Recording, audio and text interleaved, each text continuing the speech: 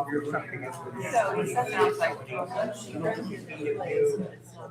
right, 1, 2, 3. Okay, good sound. All right, it's 1 o'clock. Back for everybody that decided to stay today. My name is Brad Wells. I'm the event coordinator at Herrington Harbour North.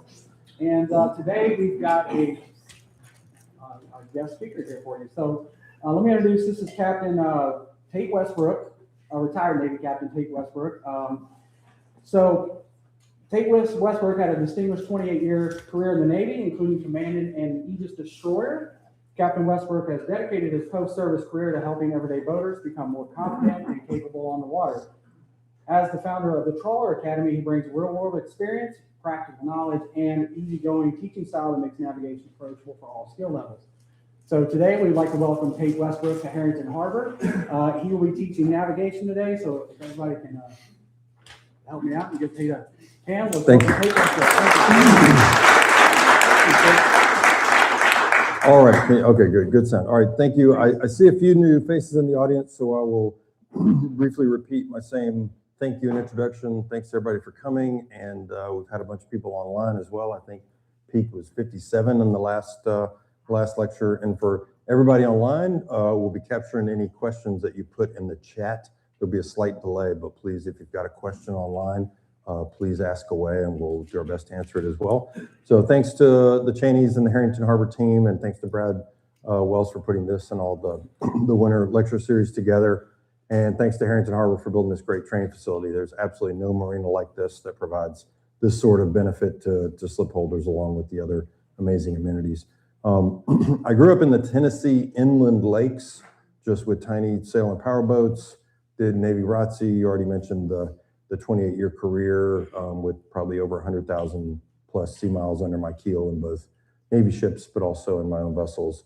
I earned my first Coast Guard captain's license in 1994. It was just a 200-ton master license then, and third mate Oceans Unlimited, but continued to progress and take more exams, et cetera, until eventually I had command of my own destroyer. Later was Commodore of all of our surface combatant ships in Europe and Africa. Now, I say that with, sure, there's lots of experience here and all that stuff, and I do my best with a bunch of articles that are on the website, trawleracademy.org, and the Facebook Trawler Academy. But I also want to remind everybody that whether it's navigation or our last lesson on seamanship, though I've owned a lot of power and sailboats over the years and have certainly spent a lot of time at sea, I still have just a degree in rhetoric. It doesn't take an engineering or science degree or math degree to be a good navigator. And so anybody from anywhere, you don't have to grow up on the coast. I certainly didn't. And then you also see the CAPCA logo here. That's because I also serve as the Director of Continuing Education for the Chesapeake Area Professional Captains Association. So for follow-on training or boat deliveries or whatever, if I'm not available, we've got an entire network of local area captains that are fully vetted and available, and you can hire them through the CAPCA website, and we get back really quickly with multiple options for it. So despite the Navy biography, again, I'm still learning too. That's why we're all here. So please, these are the topics we'll cover today. Ask questions during the presentation. Don't wait till the end. Let's make this a discussion and learn together. And again, the online folks. And of note, there's one item that bullet on the what are the electronics that we really need.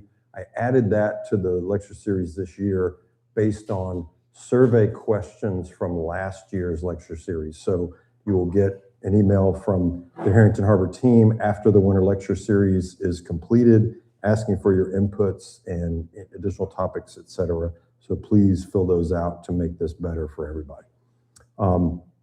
So of course, first, one of the fundamentals, let's stay off the bottom for navigation objectives in general. And some of this data, they haven't published the 2025 data yet. This is the 24 data of Coast Guard recreational boating incidents. And it only covers the ones that got reported or met their threshold, which certainly included, as soon as there are casualties involved, that meets the threshold.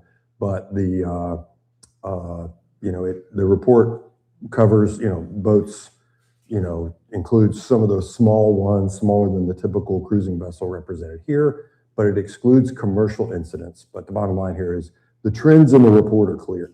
Navigation errors were primary causes in both number 1 and number 3. And then poor watch standing, poor lookout factors were certainly primary factors in all 3.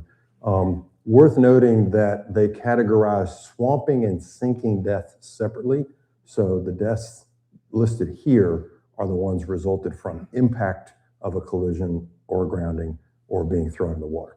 And then the root cause ultimately, in many cases, meets navigation as its basis.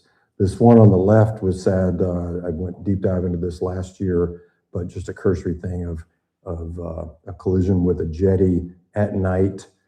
Certainly alcohol was a factor, but was not the factor. It was just hitting a well-lighted jetty at night. And then the one on the right there, literally just cutting their course too close to something. Clearly no surprise, that rock's obviously charted. Lots of damage to the boat. They did float off. They didn't take on water, but we'll get a little deeper into why getting too close to a charted object is extremely high risk, and that section is kind of designed to scare you. So of course, good advice: stay off the bottom and know what you're doing and pay attention. So that's basically course complete, right? That really is the fundamentals. But today is not a water safety course, again, and I'll leave that to the Coast Guard Auxiliary.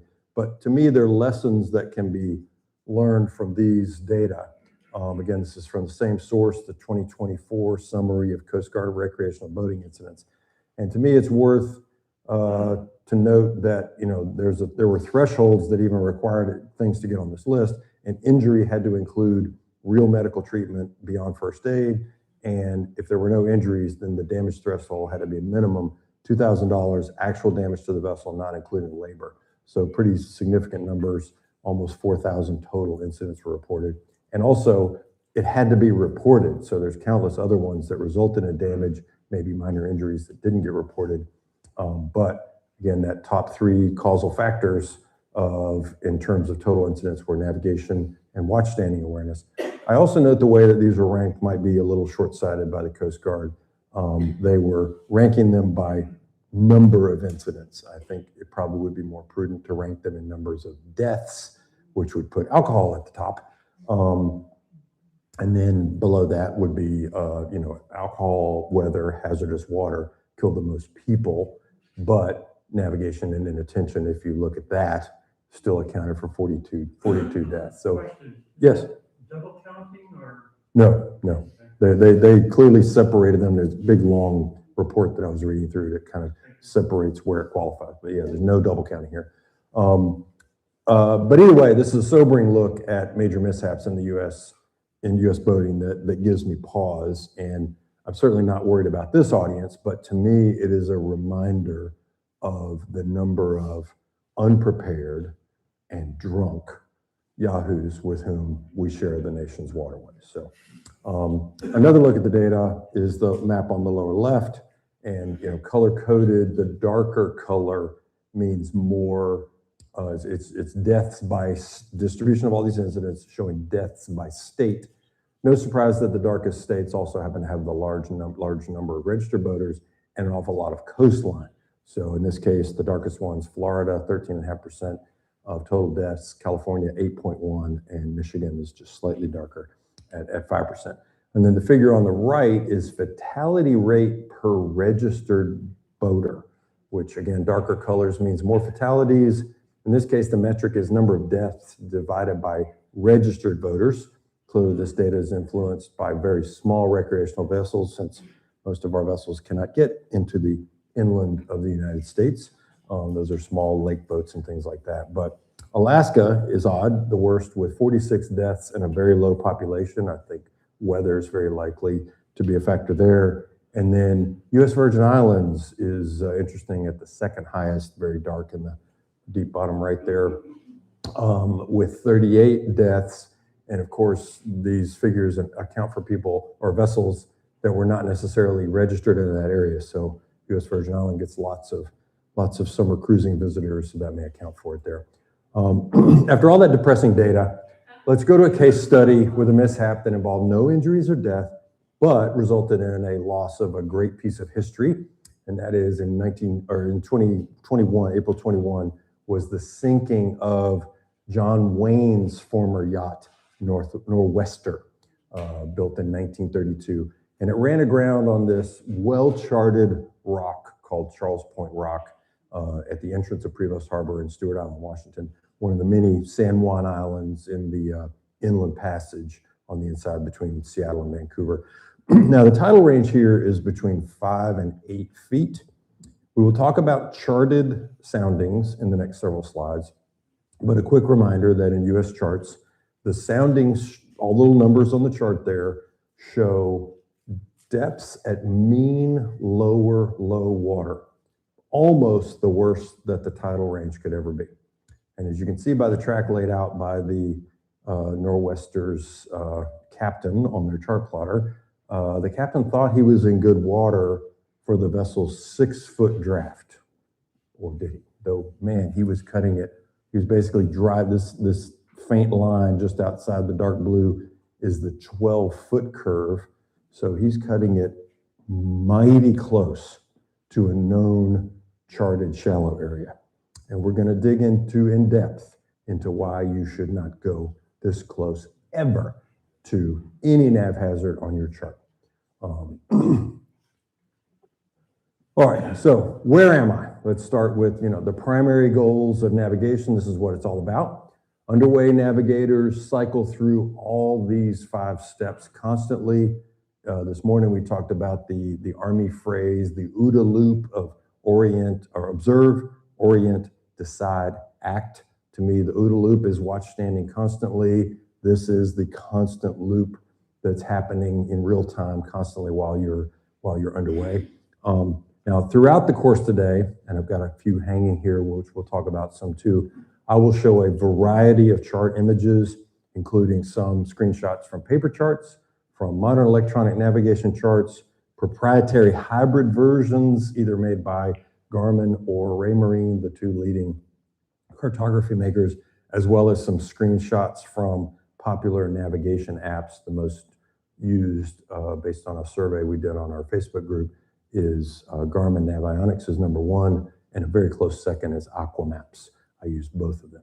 So throughout, I'm going to just deliberately display a mix of screenshots to make sure it serves all of you who have either those brands of chart plotters or regularly use those apps. So I'm going to dig into the history of how charts are formed. And again, this whole section, if at the end of this aren't completely terrified of what's on the chart and not fully trusting it, that is the objective. So starting on the right is a faint original, it's an image of a faint original drawing of how a coastal survey begins. And it starts first on land. They have to pick one spot, some spot where they camped out for days. This is, 1800s, early 1900s image here. Camp out for days, do a series of celestial observations to significantly narrow down exactly where they are on the geoid. And then for future references, they drop a US Geodetic Survey point there so they can continue in the future if they come back and do more surveys. Then they do triangular navigation using an alidade and a transit, just like land surveyors do, to establish all of these lengths.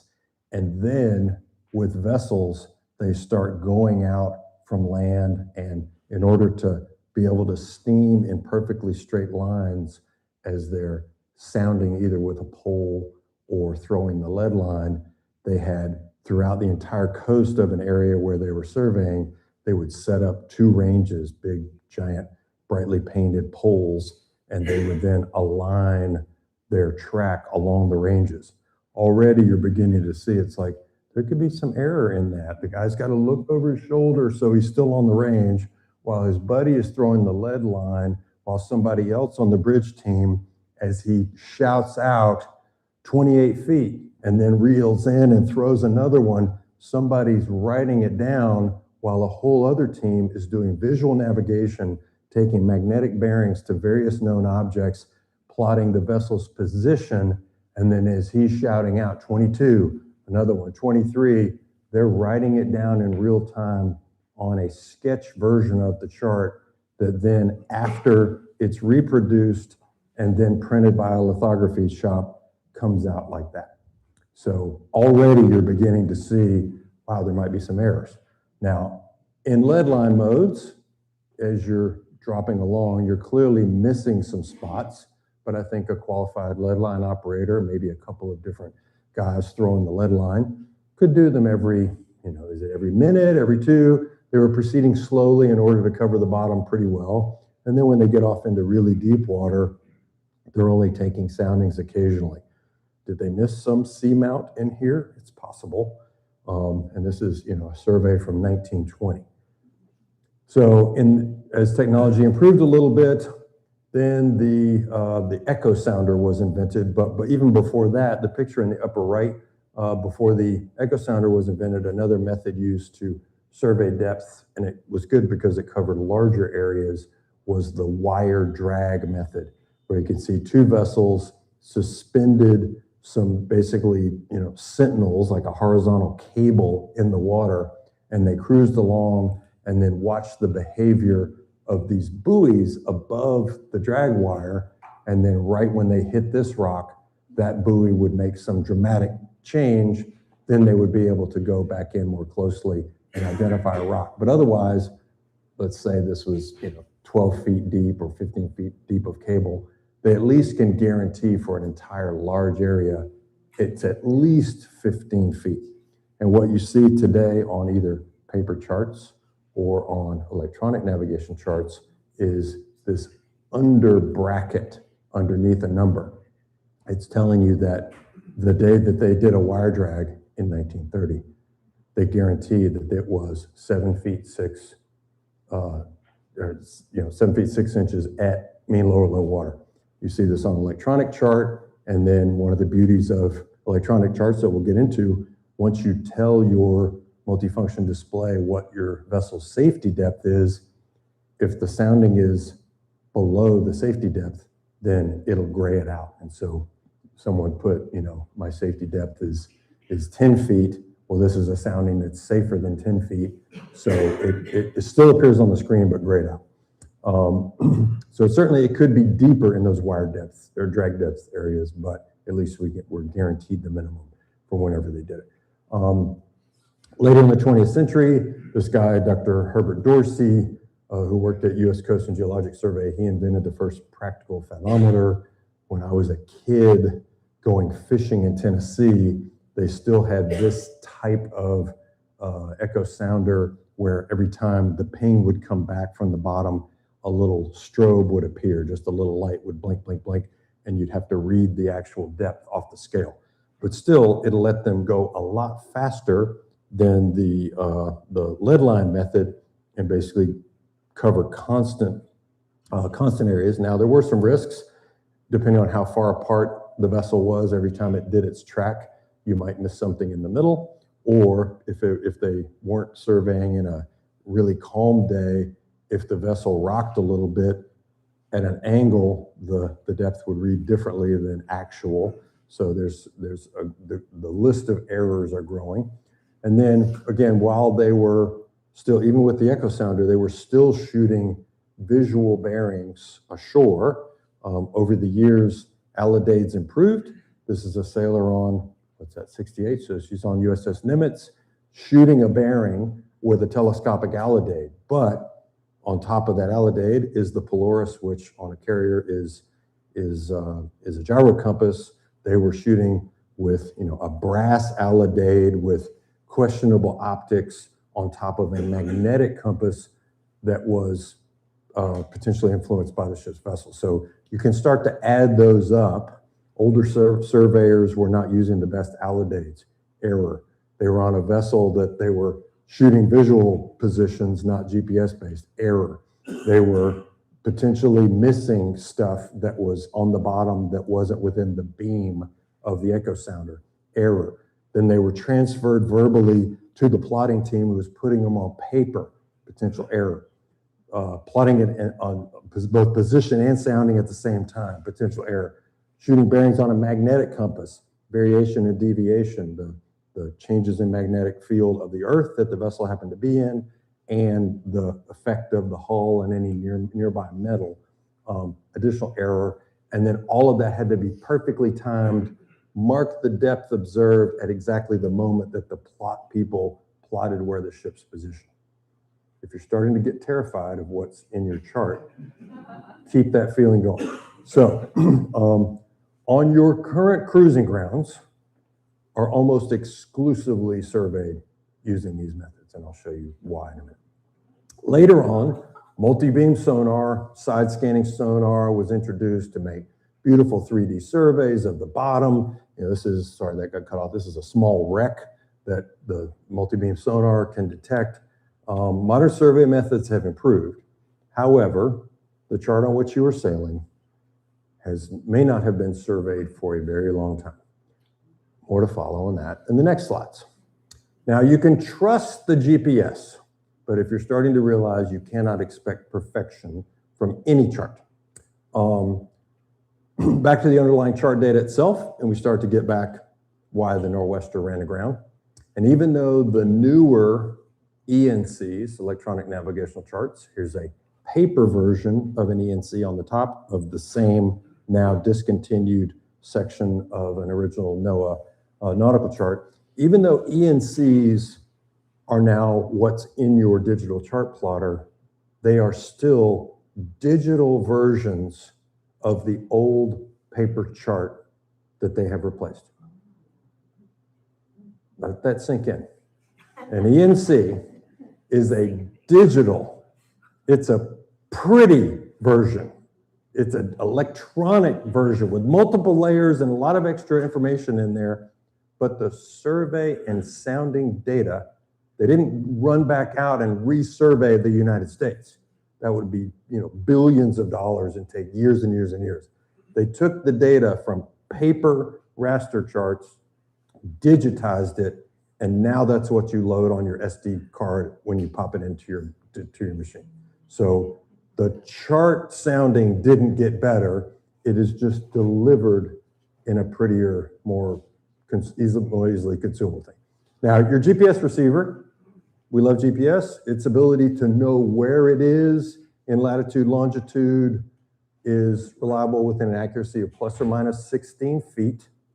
In North America, we've got additional improvements that make it typically down to plus or minus 3 feet or 1 meter, that's not in dispute.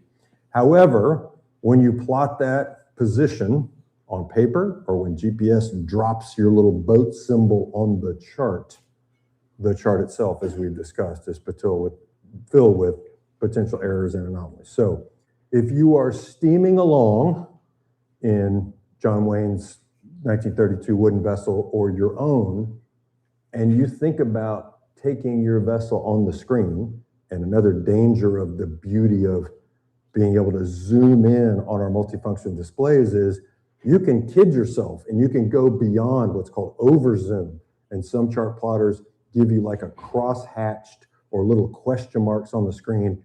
If you go deeper into the zoom than the chart itself, the original chart existed, it'll warn you that you're over zooming. But, you know, back to this, if we go back to that, you know, it's like if you zoomed way in on your chart plotter, then this red line might be, you know, inches on the screen. You're not any farther away from the rock. But if you over zoom, then you may kid yourself into thinking, oh, honey, I'm fine. I've got inches on the screen. When in fact, if you zoom out to the proper zoom level, you'll realize that you're taking it too close. So with all of those errors potentially, then you've got a chance. And this kind of summarizes the source data, as we talked about in depth on the chart itself.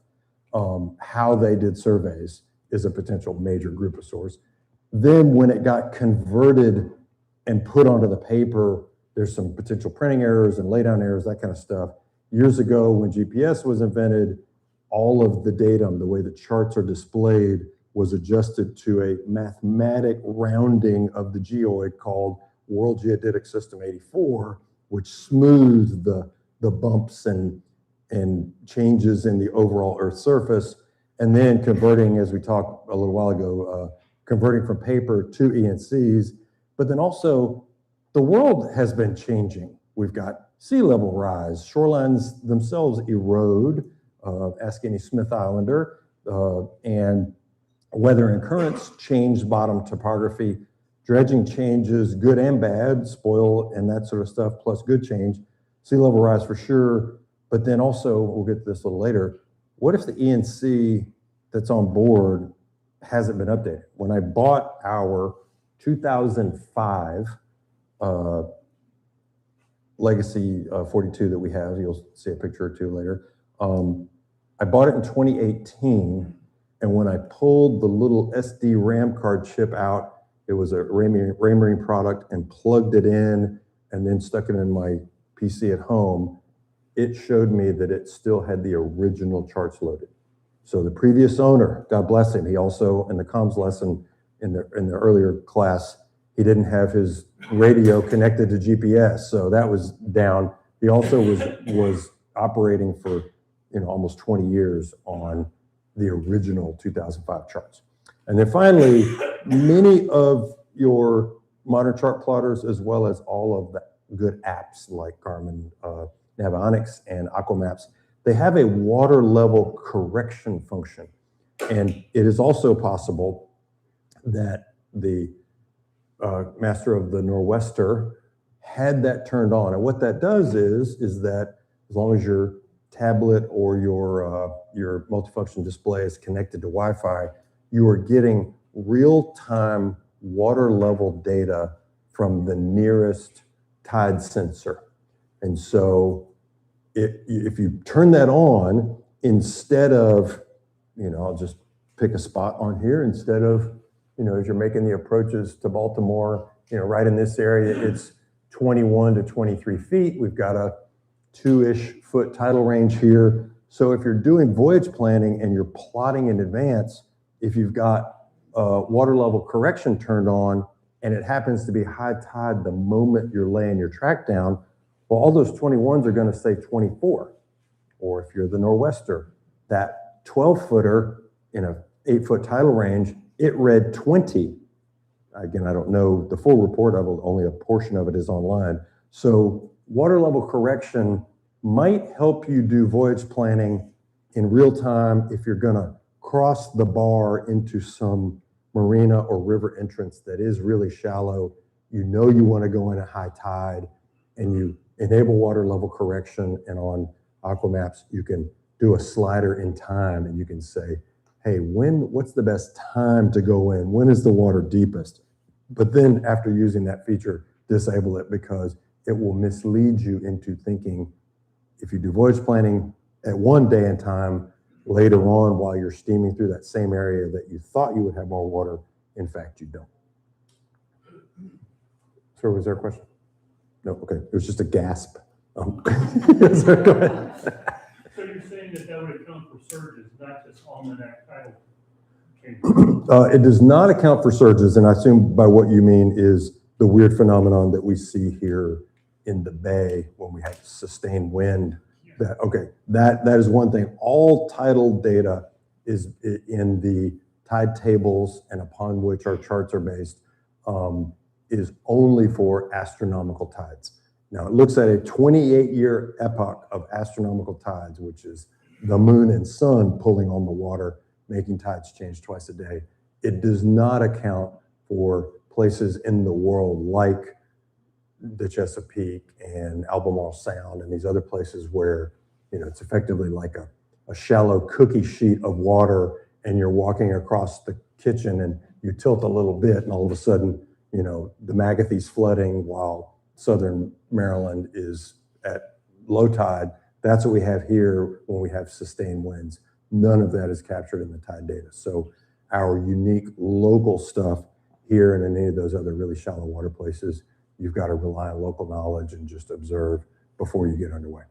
Now, shown on the paper chart, and this is, we'll start to look at the comparisons of paper charts, which of course, are fully sunsetted now. There are no original NOAA paper charts available, But I have up here, what is still available is what's called a print on demand function. So this is the original chart, 12278 for the northern half of the bay, it's really the Patapsco and the approaches to Baltimore, like the Bay Bridge is just off the screen right here. And, this is one that I've used, and I, did my own safety depths in magenta pen that I inked in there. This is the exact same chart available print on demand. And the good news is, what that means is when you order it, this particular company is Ocean Graphics that I ordered this from. And I note that on the back end of 12278, they added 12278 OG, which is their new chart name. That does not mean, since I grew up in the 80s, that is not Original Gangster.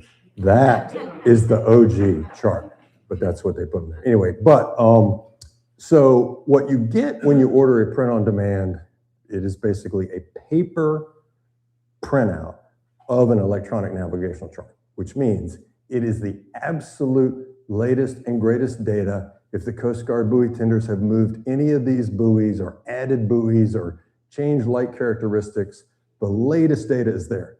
However, you can see these areas of land no longer have all these other amazing notes and data information all over here that a older paper chart used to have. It's missing the inset for the Middle River. And if on the break or afterwards you come take a look at this, much like the same way you would see if you're doing a navigation app on your phone or zooming in and out on a multifunction display chart plotter, some of the images and some of the letters and numbers in concentrated areas are starting to stack on top of each other. The cartographers who built this purely two-dimensional chart didn't make that mistake. And so I was surprised. It's the first one that I'd ordered, and I ordered it specifically for this class to be able to show the difference of, you can get print on demand. It's a fresher version, but I now realize it is a disappointment as far as the data that it brings. The other is, as the foot stomp from the previous discussion on datum and survey data and all that stuff, they didn't resurvey any of this. This is just the latest version of the electronic navigational chart, and it might reflect some dredge changes or something like that of the channel going into Baltimore Harbor, but the bottom topography is still absolutely the same. But within, whether it's a digital chart or a paper chart or your electronic ENCs that are loaded in your chart plotter on your boat, or displayed to you via the internet on your laptop or your laptop or your iPad or whatever with Navionics, Aquamaps, or any of the others, all charts have got areas called ZOCs, or zone of confidence. And that is in the corners of paper charts. This is the little tiny ZOC printout for this section of the Chesapeake. All the other, somewhere over here is the same little zone of confidence map. And so you can see I've zoomed in on, I think that's this one. Yeah, this one is a screenshot of this one. And so just to orient you, here's the Bay Bridge, there's Annapolis, and West River, South River, et cetera, and Herring Bay. There's Herrington North right here, Herring Bay, et cetera, all down here. So this is our local cruising ground, Eastern Bay, Kent Narrows, et cetera. So you can see, I'll do this if you're in the back row or online, that says A, B4, B3, a couple of B1s. Well, here it's telling you on this little inset, an A quality, which no surprise, it's the center channel where the ship traffic goes in and out of Baltimore. That's the priority.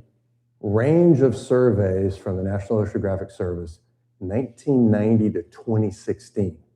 The best the center channel can be. The good news is it's 70 to 80 feet there. The best it can be is 10 years old. In B1, I see a little peak up here as you're coming around the tip of Kent Island, heading up the Chester River. There's a little block called B1. That's at best 1999, at worst 1980. We spent a lot of time over here on the left side in the West River and South River, et cetera. That's B4. And over here in the Eastern Bay, some B3s and B4s. B4, 1900 to 1939. So when you're cruising in the Eastern Bay and heading down to Easton to go eat some crabs or whatever, you are passing over bottom topography that at the best was surveyed. And because it's 1939, it's probably lead line. Maybe, he invented the echograph depth sounder in 1924. Was it fitted on that vessel in 39? I would hope, but either it's single beam sounder or lead line surveyed depths that you're cruising by. And when you say to your favorite crew member, oh yeah, honey, no problem, I'm just gonna cut this corner. Really? You're cutting a corner that hasn't been touched, and by hokey methods, not hokey, but just not the best methods in almost 100 years. Yes, sir. My chart plotter won't show this at all. Oh, it will. Good question. You are the straight man. That is awesome. Your chart plotter will show it in this mode. Now, one of the great beauties of the electronic navigational chart is it is built with layers and layers and layers and layers and layers of georeference data that you can turn on and off.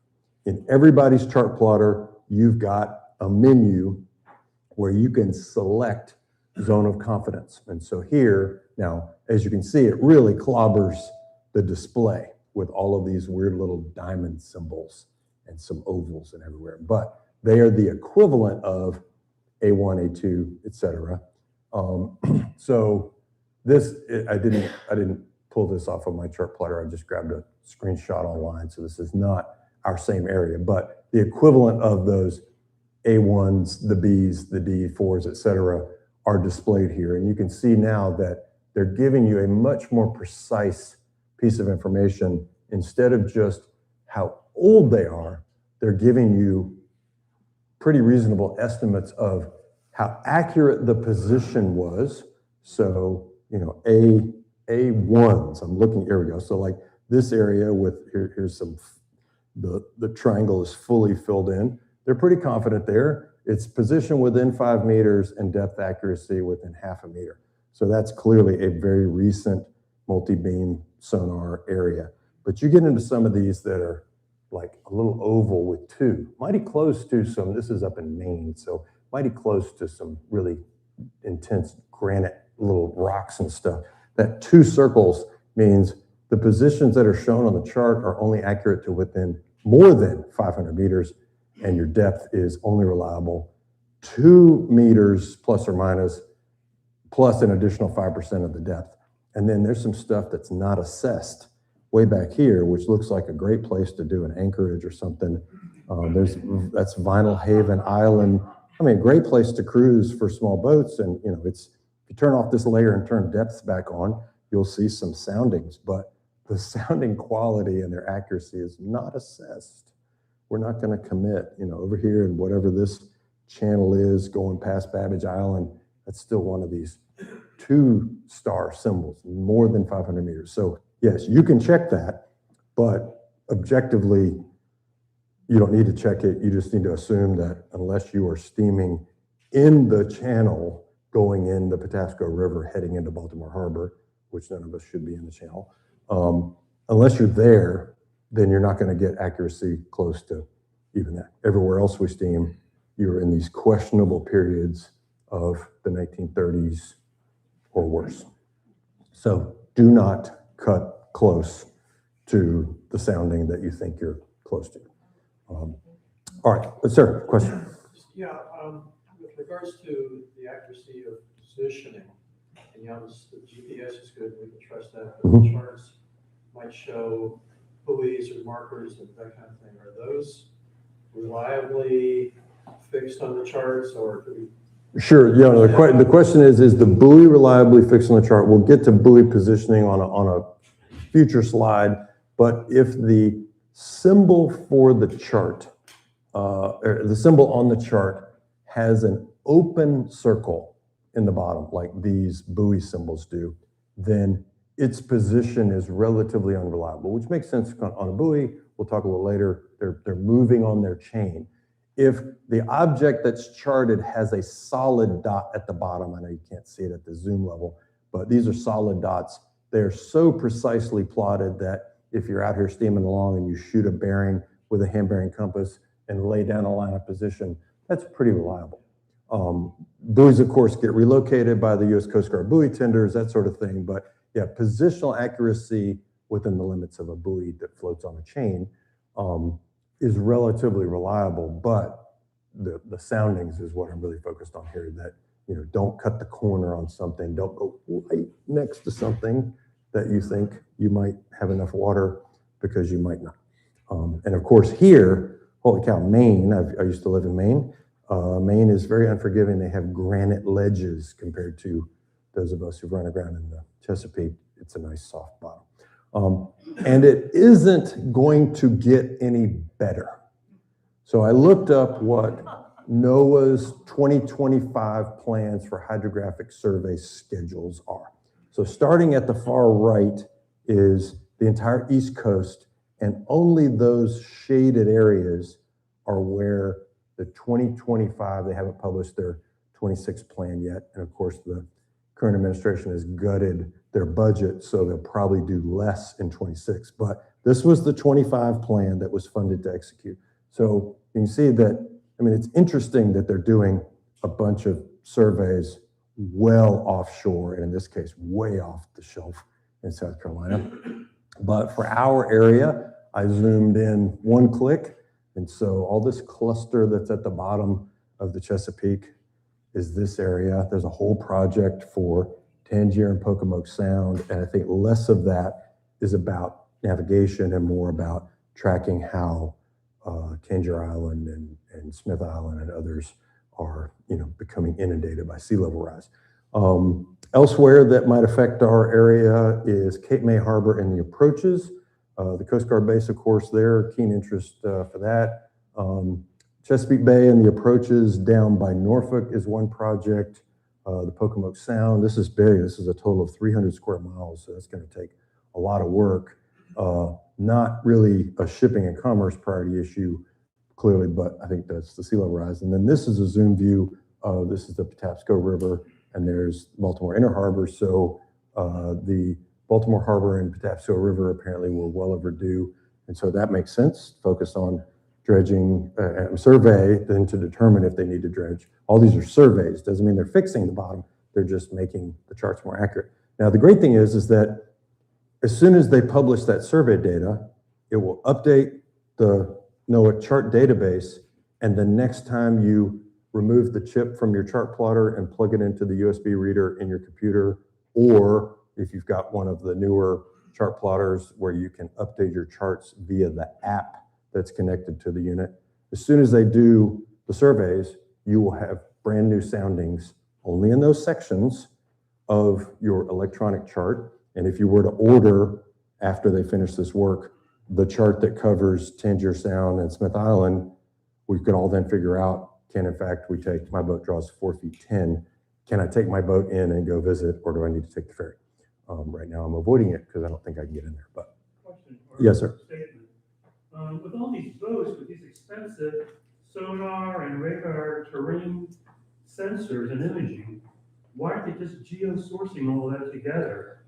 You are the ultimate straight man. Well, I think we get to a slide later, which is, now certainly there are features that we'll show later that are crowdsourced depths. And I love those because you're basically getting a fusion of multiple people whose boats and their fathometers are connected to Garmin. They volunteered to become one of those contributors. However, potential error, but I'm not too worried about it. Each of those positions are GPS based, which are pretty solid.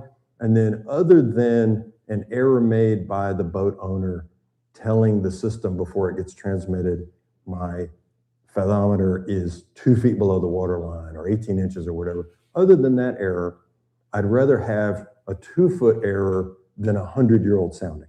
And so those features available in Aquamaps, in Navionics, they each have their trade names, we'll get to it on the slide, but also are available in proprietary software like Garmin for chart plotters and Raymarine, you can turn those on. Those are crowdsourced, but because they're not, absolute 100% certified sources, they're not going to allow it to update the chart permanently, but it is available as a layer that you can turn on, and they're extremely reliable.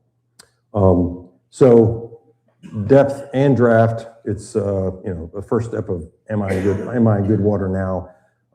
You got to know how much your vessel draws. I also do boat deliveries and training, and so to me, keeping it posted at the helm, I've got a little sticker that I printed out which shows depth and width and air draft and total length overall, that sort of thing, just as a reminder. Say, wait, how far am I? Wait, 449, 410, that's it. I think keeping this posted at the helm, along with any caveats, like for example, this, Grand Banks 42 might have posted air draft is 22 feet, antenna up.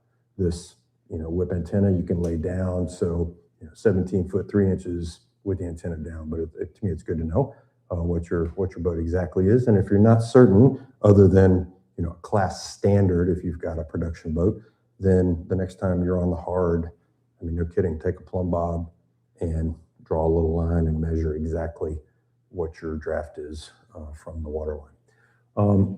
And then of course, once you know how much water your boat needs, you got to figure out where you are. Now, I'm not going to teach visual plotting navigation, but that diagram at the upper right, using that little hockey puck visual or handheld hand-bearing compass. I've got one of those on my boat. Occasionally, I might shoot a bearing to an object for an approach angle or just as a double check, and that's how you do a visual fix. Extremely accurate. You shoot 3 lines of position to 3 known plotted objects that are on the chart, and where those lines cross, that's where you are at the moment that you did them. And up until the sat nav and then later GPS days, that's how we did it in the Navy, and it's extremely reliable, and you can do it quickly with practice. Now it's super fast, or relatively fast, not that fast, but no power, reliable, etc. And if you're good at it, it's great. Now GPS, of course, we love that, but probably it's got the accuracy as noted there, but the real benefit is the real-time transfer. Even the fastest nav team on any ship I've ever served on might be able to do a full round of bearings and get it transmitted in via a little sound-powered telephone to the nav team and get it plotted about every 2 minutes. So you're always plotting on paper where you were 2 minutes ago and then doing a dead reckoning line out in front. The beauty of GPS interfaced with multifunction display chart plotters is that now you are seeing your vessel in real time, almost constantly being updated, and key vectors, which we'll get to in a minute, about course over ground and heading are really, that to me is the biggest. Knowing where you are is great, but when GPS first came out, you still had to plot your latitude longitude on paper. But once the real revolution to me was that it instantly plotted on paper. Now, of note, depending on how old your GPS on your boat might be, today we have what's called WAAS, W-A-A-S, Wide Area Augmentation System. Started with the aviation industry, thanks to our pilot friends, and there's ground-based reference stations that measure small variations in the GPS signals, and those corrections are broadcast by 3 satellites to your boat's GPS, constantly improving its accuracy, taking out those errors, basically. There used to be something called differential GPS, DGPS, and if you've got a DGPS unit on board and you were psyched about that because it was providing that they were big radio antennas throughout the coast of the United States and some in Mexico and Canada, they were transmitting those corrections to your GPS unit. DGPS was discontinued in 2022. And so if you do not have a newer WAAS capable WAAS GPS, then you are back to probably plus or minus 32 feet accuracy. Still pretty good, but the just sub-meter accuracy that we generally experience with WAAS adjusted GPS is only available if your unit can detect that signal. Yes, ma'am. Is it a myth that the military sometimes scrambles the signal? The question is it a myth if the military sometimes scrambles the signal? That was called selective availability, or SA. When GPS was first created, there was concern that our adversaries would use the GPS signal to be able to precisely guide their weapons, long-range ones especially, using our GPS. And so selective availability was a deliberate error that was injected into the signals that were transmitted to non-military GPS users. All the ships I was on, we had crypto that we would load once a week or once a month to take the selective availability SA signal out. That was discontinued in 2000. It was a 100-meter error that was injected, and so GPS was okay, but not great back then. That has since been discontinued. The adversary now has their own. China has Baidu. Almost said Soviet Union. The Russians have GLONASS. So they've got their own GPS constellations. They won't need selective availability anymore, though every modern weapon system made today, which is the business that I'm currently in, performs in a GPS denied environment. So you will never see selective availability get turned back on again. Your GPS signal that you're receiving is as accurate as the military gets right now. That's awesome. I have in my notes, if anyone asks about selective availability, here it is. So, and one thing to note that is the only other thing that you've got to be careful about.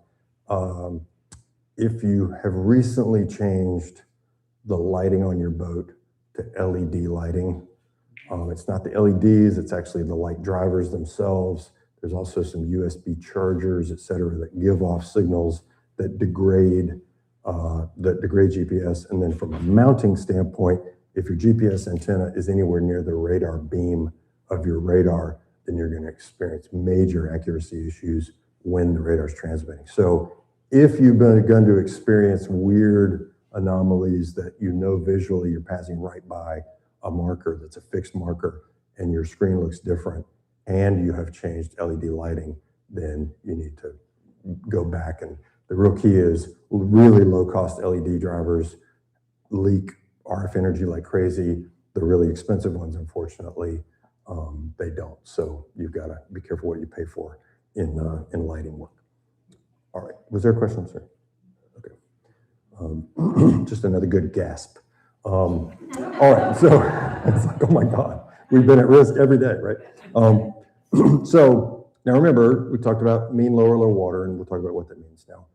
Now that you know what draft you need and where you're going, then the key to navigation, of course, is can my boat make it through this next area of water without running aground?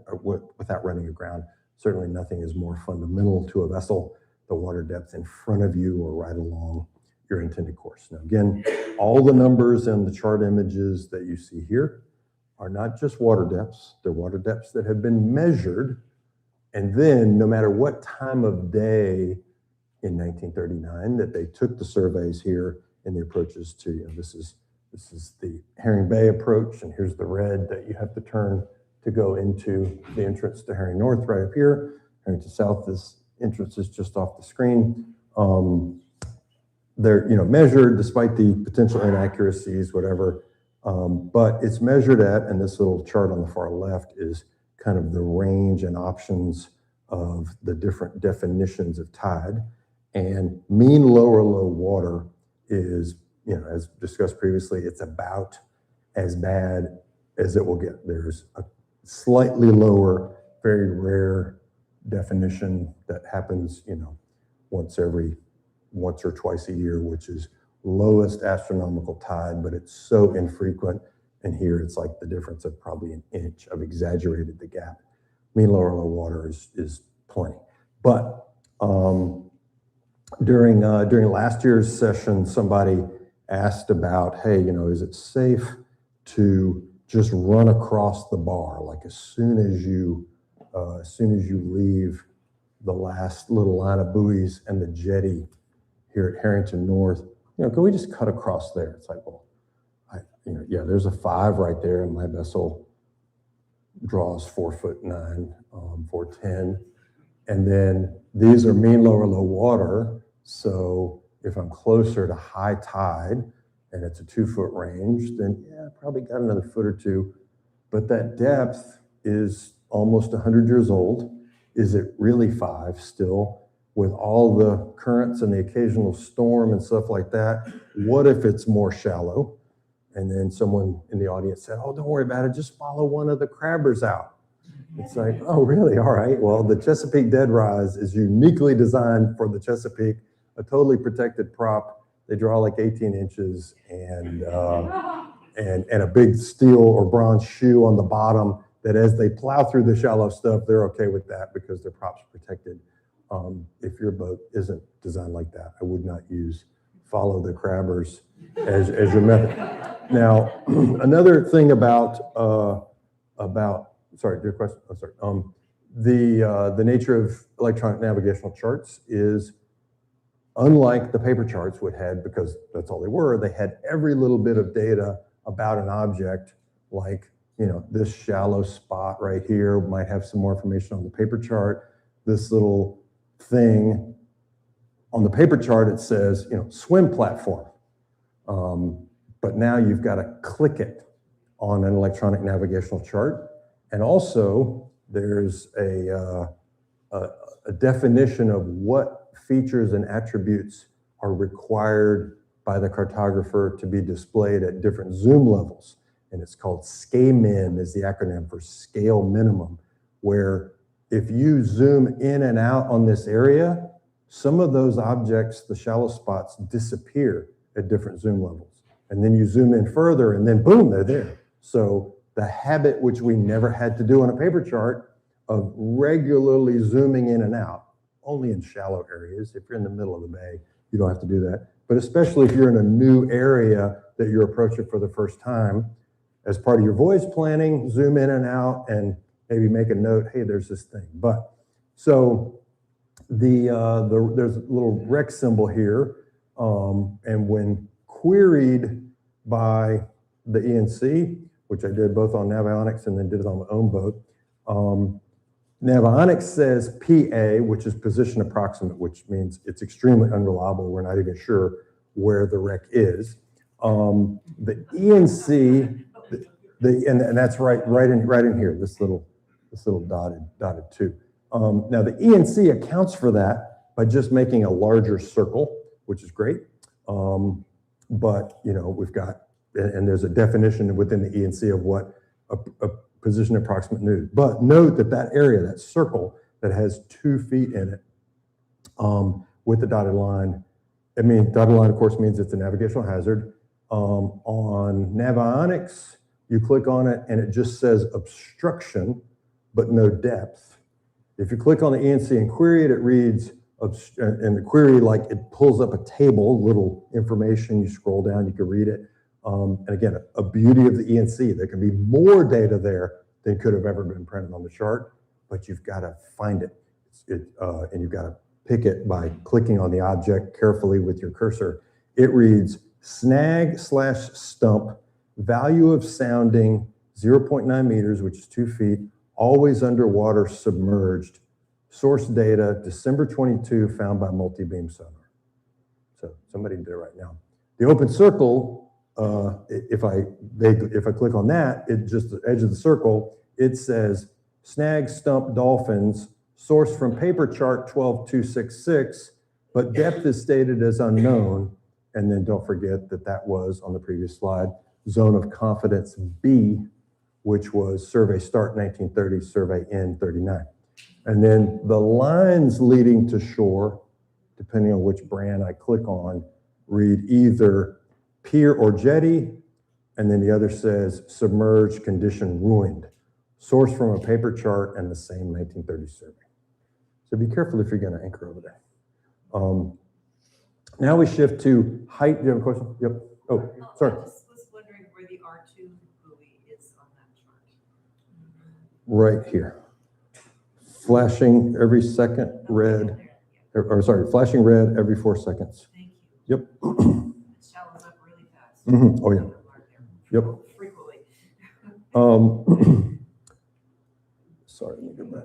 Oh, yeah, please. Sorry. Go ahead. Yes, sir.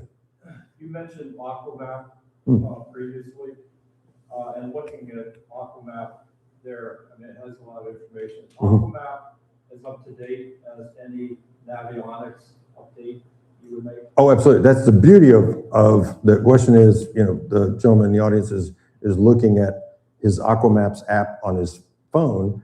And the question is Aquamaps as up to date as possible? Absolutely. That is the beauty of the electronic navigational chart. But in this case, because it's an app, it's updated constantly. Coast Guard updates their database every single day, and it covers buoy movements, buoy repositionings, missing buoys. All the Coast Guard local notice to mariners are digitized and available in your tablet, which is why I have an iPad right next to my chart plotter, and I toggle back and forth between Aquamaps and Navionics depending on the features that I want to show. But that's the beauty of it, is the absolutely most up-to-date version of a chart. Doesn't improve the soundings, but any of those anomalies like a buoy movement or something like that. So if you're looking at Aquamap versus your chart plotter, right, and there's a difference, go by Aquamap? Absolutely, absolutely. And your eyeball too. It's like if you're, say, the notorious, the question was, if you're looking at Aquamaps versus a chart plotter, unless you updated your chart plotter using the app that talks to your Marina or Garmin, or you pull the chip out and plugged it into the SD slot on your laptop, unless you did that yesterday, then your tablet running a modern navigation app, as long as it's connected to the internet via either your phone, its own chip, or its own RAM card, or via Starlink. As long as you're connected, then you've got the absolute latest, greatest chart. So now we shift to height and the clearance above your boat, knowing what your air draft is. No kidding, with obstructions like movable antennas is pretty important to compare that. And then, we certainly thank our underwater cartographers for their overall methodology. And by using, for depths, mean lower low water, as we talked on a couple of slides ago, that was basically showing you the worst case the depth generally could be. All heights plotted on a chart are mean high water. I don't know why they didn't use mean higher high water, which is the higher of the two in a semi-diurnal tide like we have here. But mean high water, pretty much that, it's about as bad, not almost always as bad, but I don't know why they don't use it, but they didn't. About as bad as the clearance between the top of your mast or superstructure of your boat and the nearby bridge is mean high water. So if it says 21 feet, then there are only a few days a year where it's going to be worse than that. That does not apply in areas that are fed by freshwater rivers. So if you're in the inland rivers in the Ohio and the Mississippi, going through Chicago, et cetera, local rains dramatically affect the pool. And so you've got to listen on the radio about where it is on the pool of how high or low the river or channel is. But this page is from the original chart number 1 for paper charts, but the equivalent is also available in the new book. It's the equivalent of chart 1 called Electronic Chart Navigation that teaches us all the new symbols that are different on chart 1. This book by David Birch, just absolutely excellent book. And I used to recommend a different one, we'll see at the end, Nigel Calder's book, but he has not updated his. So this is the absolute best book to read for all the new chart notation. Now, as we talk about clearances further, meaning above your boat, going under a bridge or whatever, ultimately, can your boat fit under a bridge or a power line, et cetera? That's the issue. These are chartlet shots from the 3 different sources: paper, Aquamaps, and Garmin's Navionics, of Kent Narrows and the bridge just across there at Kent Narrows. Now, those of us who grew up on paper using paper charts, we're used to seeing all of this great information. It's a bascule bridge, it's horizontal closure, it's 48 feet, its vertical clearance is 18 feet. Here, there's an overhead power cable rated to 85 feet. So now I know. Now, if we go to Aquamaps, I see a red dotted line, H 85 feet. You've got to click on the wire to figure out that height applies to this red dotted line, which is a power cable. Here for the bridge, it's just got closed 18 feet And then L, 48 feet. That's the horizontal clearance. Not quite as helpful as that clear thing. And then this next, this is the big highway bridge. This is the one with the drawbridge in it. This is the big bridge. Height 65 feet, L length, which means width of opening, 182 feet. On aqua maps, this little bridge symbol is what you have to click on. If you click anywhere on the bridge, you don't get that data. You got to click this little thing. On Garmin's Navionics, you click anywhere on the bridge and the bridge data shows up. But this is even less enlightening. The 85 power cable is pretty helpful. Big fat weird colored line with 85, 85, 85. This one, just an 18, and this section here hints where the drawbridge is. Here it just tells you 65. So every brand is a little different. Every brand is different in its level of intuition, but for each of them, when you click on it, it opens up a menu that gives you lots of data that you can scroll through and become informed. Or the alternative is keep a copy of the Coast Pilot. I didn't bring Coast Pilot. Coast Pilot 3 is our area from Sandy Hook, New Jersey, all the way to Cape Henry. If you go outside of this area, then you get a different number, Coast Pilot 2 or 4 going south. This is all the paper data, and you just flip to the section of the area that you're in, and you can get right to Kent Narrows Bridge, and it'll tell you way more information. The same exact information that's in the Coast Pilot is digitally in the ENC and updated because they're on apps or you update your chips. When you click this, what you're getting displayed is one of the sections from the page of the US Coast Pilot.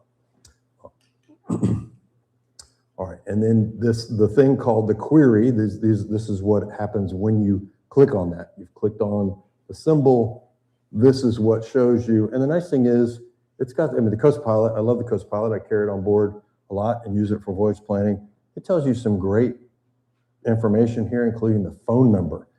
In the previous lesson, I showed a photo of the big board on the side of this bridge. Tells you that they're on channel 16 or channel 13 and channel 68. It also has the phone number, but if you haven't gotten there yet, then you can look up the number. In the paper chart days, you could write the phone number right next to the bridge. To my knowledge, there's no note-taking function within an entry. However, you can drop, like this little red X is a crowdsourced note that someone put in there. Now, sometimes they're worthless because you click on them and they say, good fishing spot or something like that. But occasionally they're valuable. Out one zoom level, these little dots here are also the same kind of note. You just have to zoom in one other click for them to turn into, depending on the brand, is it a warning? It's in red. If it's just a note, it's a green plus, that sort of thing. So you've got some crowdsourced information there, but I really trust the Coast Pilot, which you get by doing a cursor pick. And then here in Aquamaps, this is Navionics, you click that, and that's the display that you get. All right, so back to Norwester. Sure, yes, sir. The heights that is available, is that in real time then, taking into No. This is the mean heights and mean high water. This is a screen capture off of the corner of the chart somewhere. This says soundings in feet, and somewhere in the text of a paper chart, it says all heights are in mean high water, which is this area, which is not the highest of the highs of the year, the average, but it's the average of the highs. And so all of this height data is basically the worst it can get. When you go under this bridge, any time of the year, the tightest it's going to be is 18 feet when it's closed. Sure. We had to cancel a trip last year because the wind had displaced the water, which I think is the low line on the. Well, no, that is the one thing that this is lowest astronomical tide, and if you are in Europe sailing on ENCs that were sourced from British Admiralty charts, and in Canada, they use lowest astronomical tide. But astronomical is the key word. Moon and tide effects only in the unique behavior that we see of a wind-driven shallow. It's not a tide, it's just a wind-driven extremely low or extremely high water level. Those are not in any way covered because they're not predictable. And so this is a 28-year cycle of data that's been mathematically rendered to give you the average of the lowest of the lows. It does not include those unusual weather-based anomalies of water depth. And again, I won't call them a tide. So again, back to Norwester. Oh, sorry. Oh, yes, online question. How often does the Coast Pilot need to be replaced? Coast Pilot, that's another great question. How often does the Coast Pilot need to be replaced? The Coast Pilot paper version, probably once a year, I would say, because to me, it's the backup. And again, I was in the Navy. I like a backup to the backup to the backup. I carry paper charts, which is I've already got a multifunction display chart plotter, and I've got an iPad. I probably would be fine without paper, but if I take a lightning hit or whatever, like when I go in a really bad lightning storm, I take my iPad and I put it in the microwave because that's a metal box, it's a Faraday cage. If the boat gets hit by lightning and all the electronics blow out, then I put my phone, I put a handheld, and I put my iPad in the Faraday cage, also known as a microwave. But from a voyage planning standpoint, a combination of doing cursor picks, but there's even like kind of some, it's not like the local stuff that's in the waterway guide, which I love. And that's, Marina phone numbers and how many slips they've got. Coast Pilot is the navigation information. The Coast Pilot online is available nonstop on the website. Just Google, Coast Pilot, NOAA Coast Pilot online, and it'll take you right there. There's a map of the country. You click on the region you're in, and then you've got absolutely the most up-to-date Coast Pilot information, and they update it. I think Coast Pilot's every 3 days. Coast Guard Notice to Mariners is daily. But I still keep the paper copy on board from a voyage planning standpoint. I mean, the bridge is always going to be 18 feet, so that kind of data is very reliable. But a triple check to be able to do it online. So maybe once a year. They're not expensive. Yes, sir. So if you're heading under a bridge, how much leeway do you give yourself just because of the waves? Sure. If you're going under a bridge, how much should you give yourself for wave action? Certainly, that's a risk. I mean, if in that scenario of a 65-foot bridge, I mean that's an extremely crazy tall sailboat mast, for example. But instead, let's say at the closed height, if it's 18 feet and you know that your vessel's absolute appendages are 17, then if it's calm and flat in there, you're probably okay. I mean, you've got to, tide information is available somewhere very close by is a screen. This is the symbol for the current sensor that's right underneath that bridge. Somewhere just off the screen is the symbol for the tide chart. Oh yeah, here's that's current as well. But you can find the nearest tide chart. So you online, that's another beauty of these online tools. You click on it, say, okay, I'm 3 hours from high tide. You take your slider. I'm 18 inches below high.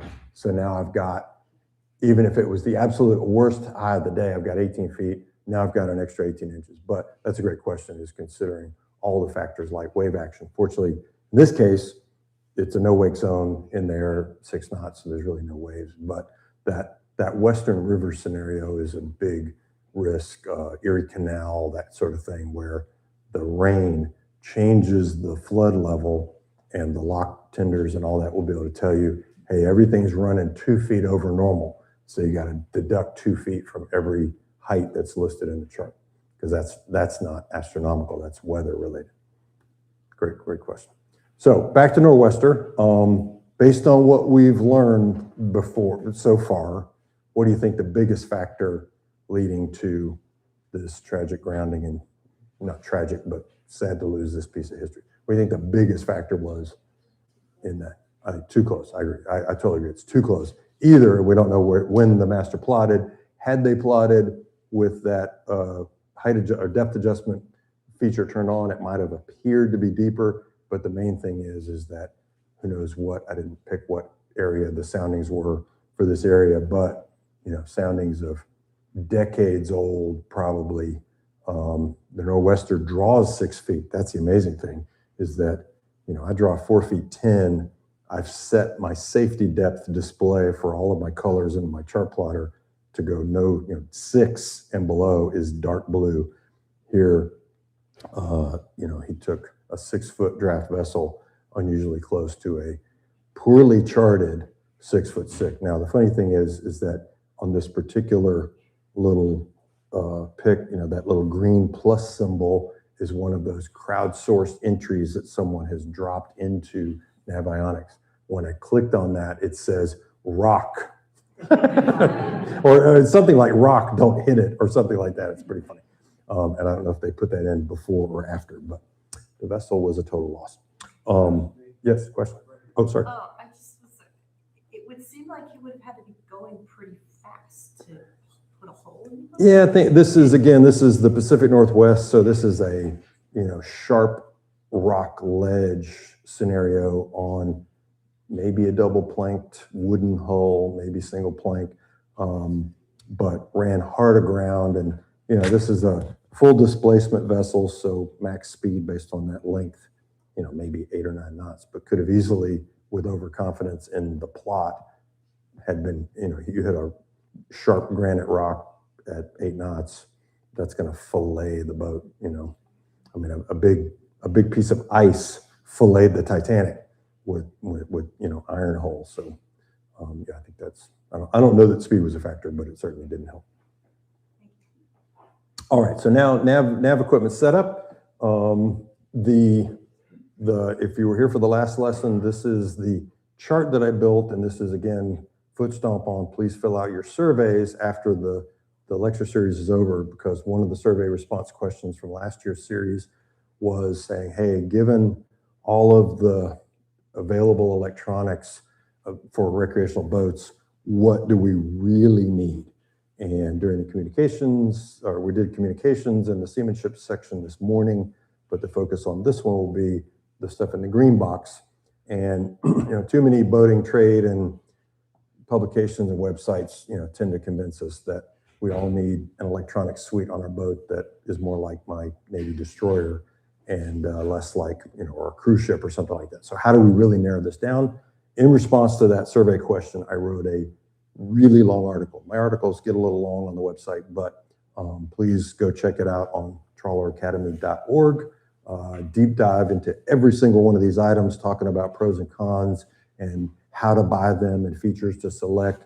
A deep dive into why 7x50 is the default binocular for marine use, that kind of thing, and what you look for when you buy them. And I go crazy in response to your survey questions. So please, if you got any more, please provide those, and I will update future lectures based on your input. But at the top of the slide, you will see the key aviation training axiom that is common to military aviation, commercial, civil, et cetera. Pilots are all trained in that clever rhyming thing of aviate, navigate, communicate, and that is applied to, they're constantly doing those 3 things, but it's in that priority order.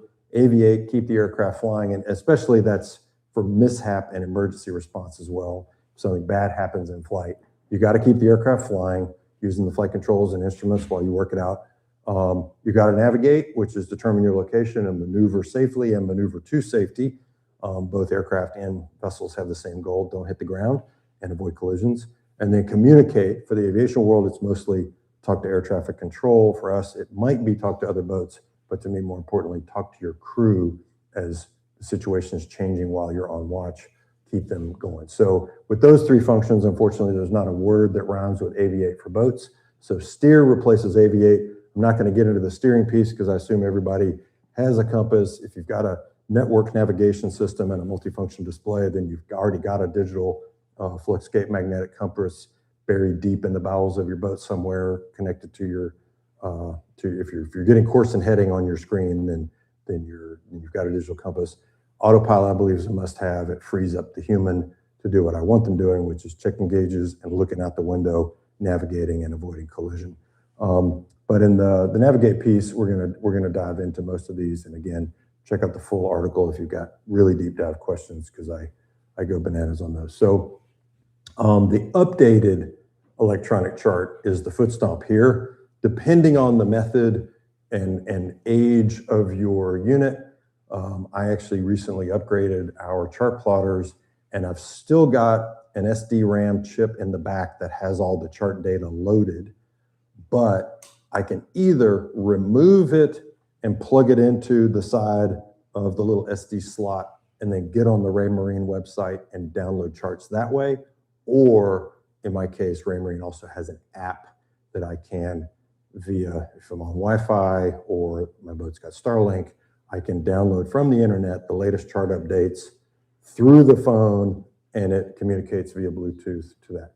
Most of you have got, less than 10-year-old chart plotters. You might have the Bluetooth or the app version. If they're in the 20 to 10-year range, then you've got a chip that you have to pull out. And the key is you got to pull it out. You got to update them. How often? Certainly once before taking any passage to any place you've never been before. And I would say at a minimum, it's once a month in the season when you're cruising a lot, to make sure you've got the latest data on your chart. Again, when I bought our boat, a 2005 vessel, and I pulled that chip out when I bought the boat in 2018, it was the original charts that had never been updated. So the previous owner was content to do that. So, and then why 7x50? That is the 7 is the magnification, and that's basically about as much as you can achieve and still be stable, because more is not better. You go beyond 7 on a boat that's moving, and then you get the appearance of basically looking down a straw. And then similarly, 50 is the size in millimeters of the big lens in the front, the objective lens, and 50 is right for not only great light gathering capability, so it works really well at night, but the combination of 7x50 gives you that exceptionally wide field of view, 419 feet wide at 1,000 yards, which is about where you're starting to really look at multiple vessels, or trying to figure out a vessel's aspect at night, or reading the letter or number off of a buoy or a navigation aid, something like that. Plenty of other binoculars in the bird watching and hunting world have higher magnification. Those are great for people standing still on land. Absolutely not suitable for a moving vessel. Not on here, but in my article is in that ranking of must have, should have, like to have. In the I don't need it is gyro stabilized binoculars. Now, a really good pair of normal non-gyro 7x50s from one of the premium makers in the industry. There's several. Steiner is what I happen to have on board. They're in the hundreds of dollars. You go for gyro stabilized, you can achieve 9 or 10 magnification, but they're $1,000 plus. And there are other places on my boat that I would rather spend one boat unit. It will not be on stabilized binos, but. And then we'll dig into, in the subsequent slides, setting your multifunction display up for success, as well as your fathometer display.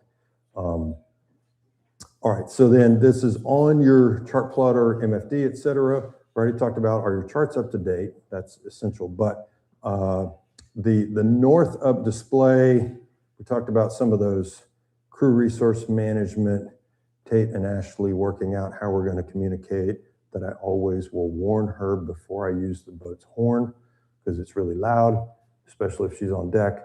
And then another is the perpetual debate of north up view, meaning north is at the top of the screen on a multifunction display, or head up. And I hear some laughing here already, because certainly I grew up with north up, and that's how I think. And when I'm going to the right on the screen, I'm heading east. However, if you didn't grow up using paper charts, and then I experienced the conversion to digital, north is always on the top on the ship.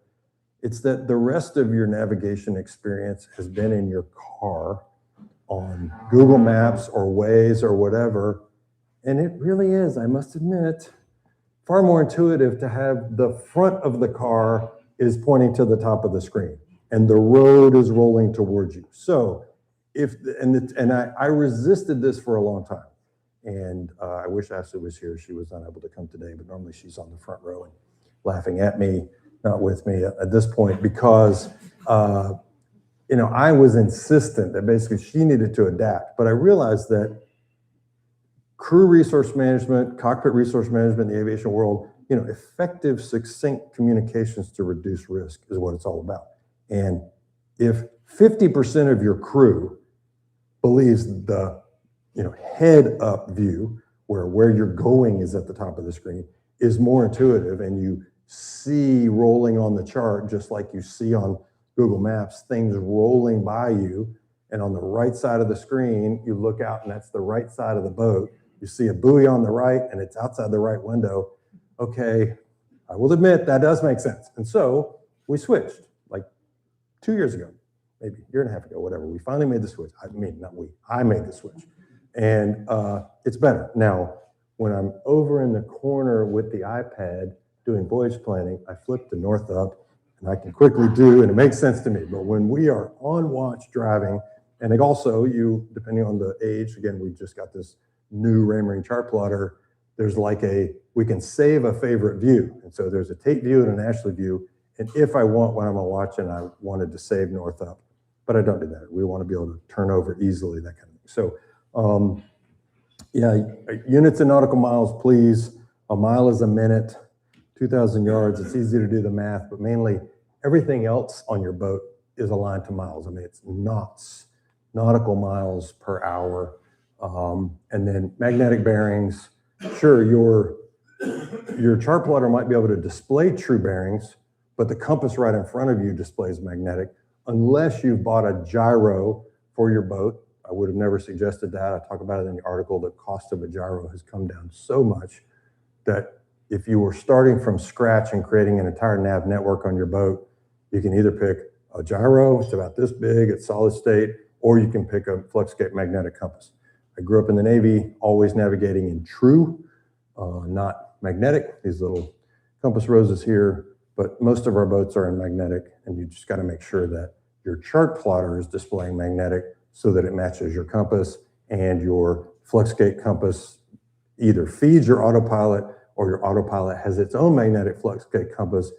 You don't want to have true and magnetic and have to do the, can dead men vote twice at elections conversions to convert true to magnetic. You don't need to do that. Just make sure everything's set up in magnetic. That easy view is helpful, but be careful. That's why I've got judicious view. That is a unique to Navionics view. Raymarine has, they call it the smart chart view.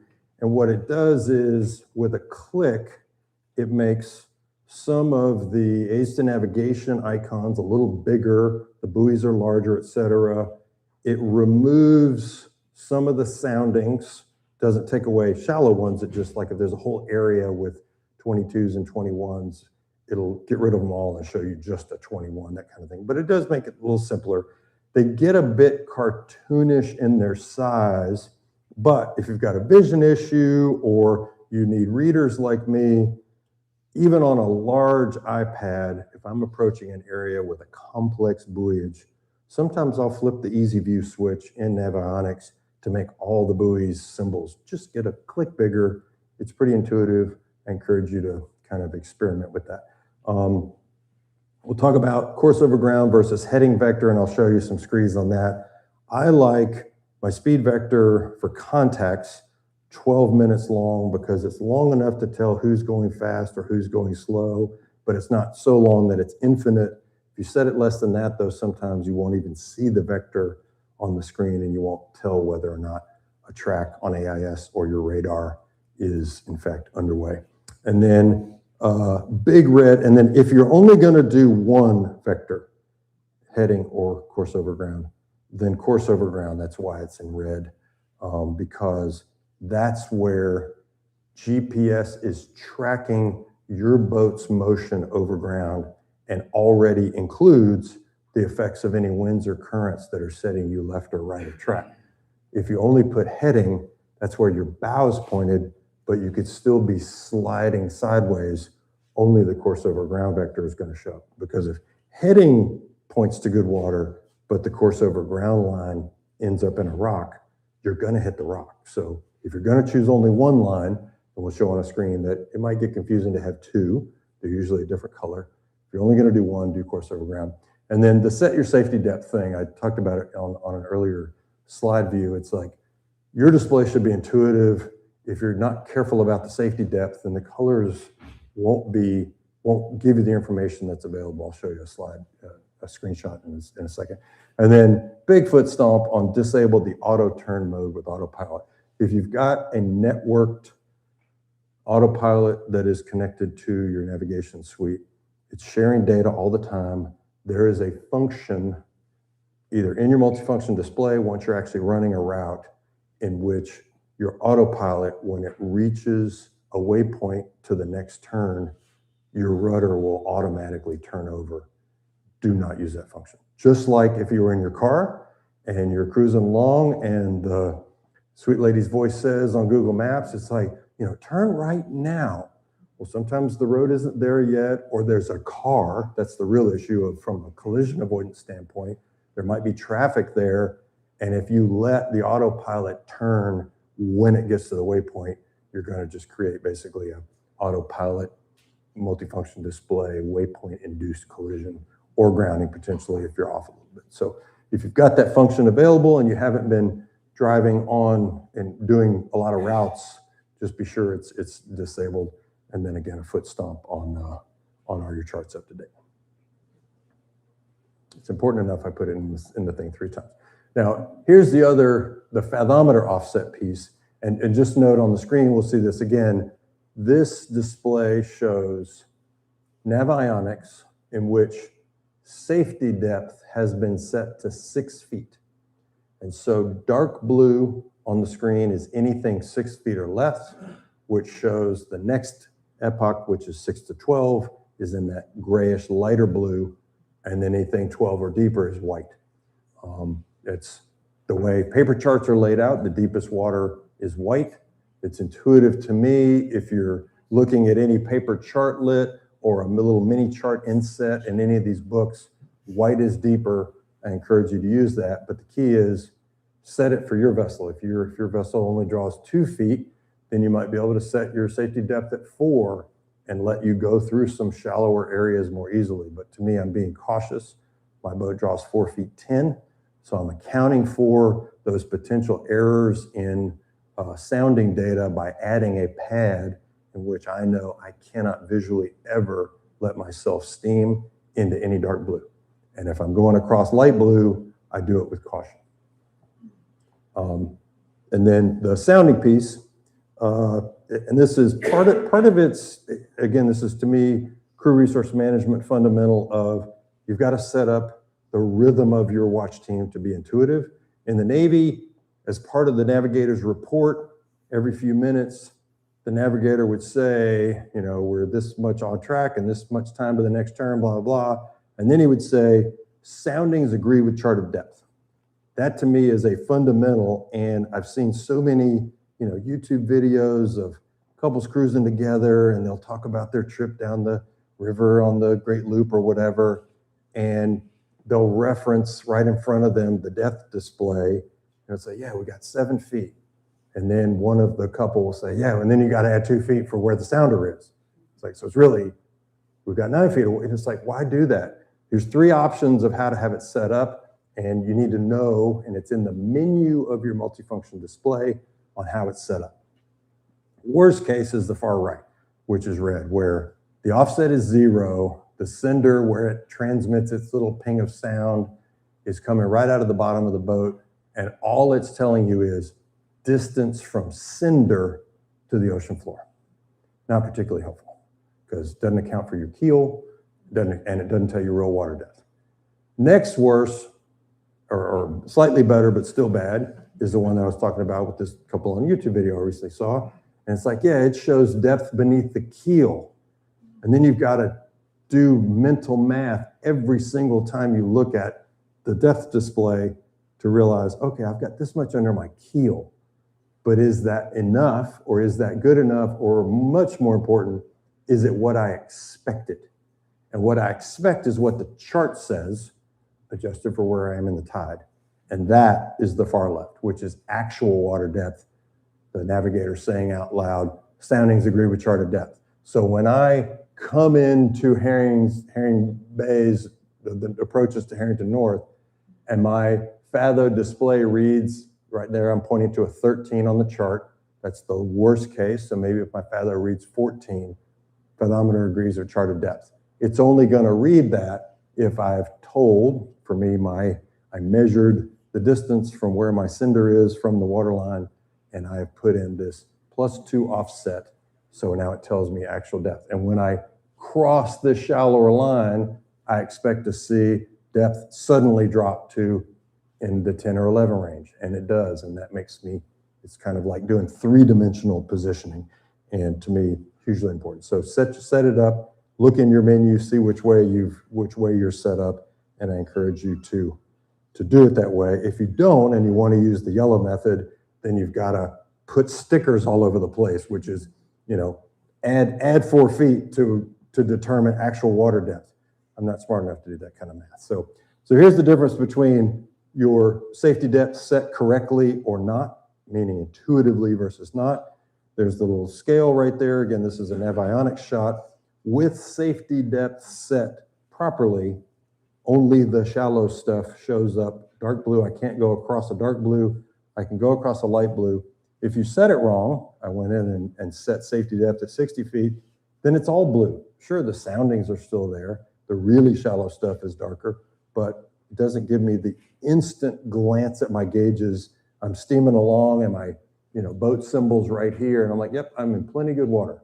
Over here, I would have to pause and look at the numbers because everything looks blue. So setting up that safety depth, or some units call it a safety contour, helps you tune your display just the way it's supposed to do. So this is what Herring Bay looks like with safety depth set at 6 feet. The ENCs are data rich. We talked about those same shallow spots there, and we briefly talked about SCA-min, which is the attribute called scale minimum. And zoom in and zoom out when you are approaching a new area, because some objects are displayed differently. So you can see right there, the exact same area, those shallows, and that's a reasonable, zoom level. If I'm approaching the harbor, I might not zoom any further. Those obstructions, which are 3-foot soundings, are invisible at this zoom level. You click in, you now reach the SCA-min defined where that particular layer of detail shows up, and only then can you do it. So regularly on your chart plotters, display your ENC, zoom in and out so you don't miss something.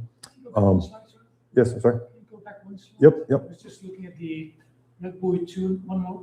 Yeah. Red buoy 2, no, one more.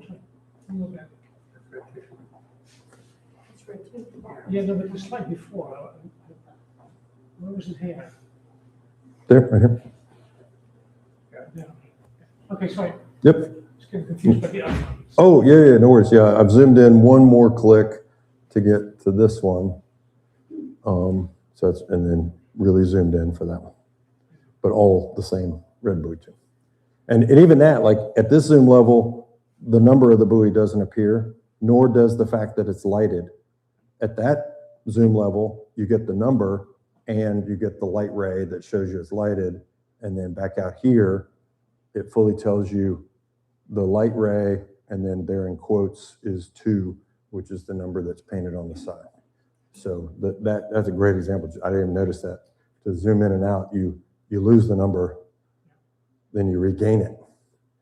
And then I think we've kind of beaten the drum on the paper transition, but this is what the pick looks like. You click on these areas, you find out Coast Pilot is available online, and all the data in that little white box is what's in the Coast Pilot, but it's constantly updated online. And if your chart plotter is connected to the internet, or your route is there. Now, using a route, made of a sequence of waypoint is the fundamental to navigation. If we're not sailing a route, we're not navigating, we're just out sailing. There's a huge benefit from making a plan, even this simple. We're going to go around here and anchor behind there and hang out and, have lunch or something. Even making that plan, and there's no difference between, this 150 leg route all the way to Norfolk or this 4-point plot going back to Poplar Island.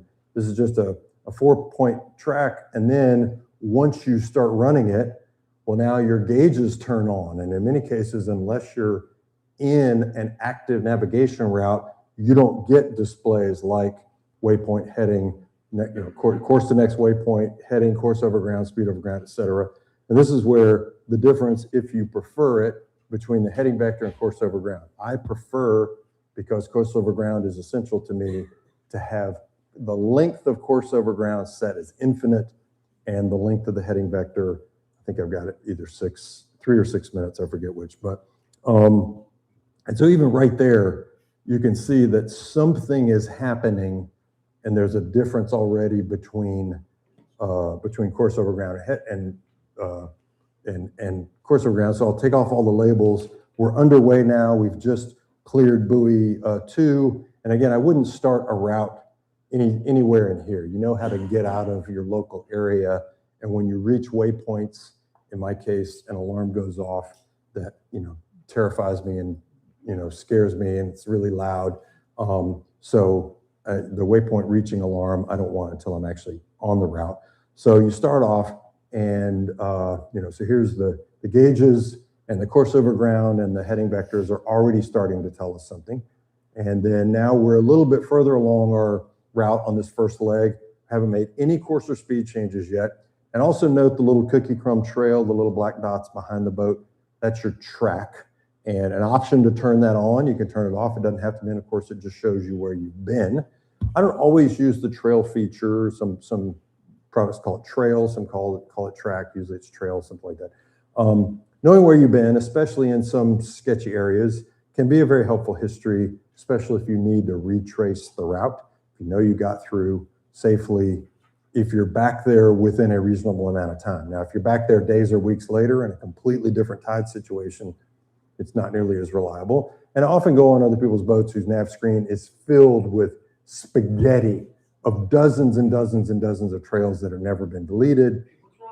It drives me crazy. Well, part of it is that I believe it not only does it just clutter your screen and you can't read soundings and buoys and stuff like that like you ought to be doing, but I think it lulls us into the belief that, well, as long as I stay on one of those lines, then I'm in good water. It's like, well, those lines are days or weeks old and a different tide. Might have been, today's one of those crazy weather days or whatever, it's different. They remind me, if you've seen the movie A Beautiful Mind with Dr. Nash and all the little strings going crazy, it's like, I can't make sense of it. It clutters the screen. I recommend instead we just learn to navigate and read a chart and not, follow our last trail from days or months ago. Now, so reading these gauges, what can you tell me here? What's happening? Navigation. You're being pushed above your desired course. Absolutely. And it's probably due to current. Yes. Based on where you're pointing. Yep. And where you're actually going. You were killing it. You graduate. Awesome. Well played. You are being, the answer was you're being pushed to the left of your intended track, probably by current, could be wind, but definitely around here, it's probably by current. And you can see whether it's the cookie crumb trail departing from the line, the big difference between heading, where the bow's pointing, that's the red dotted line, and GPS course over ground.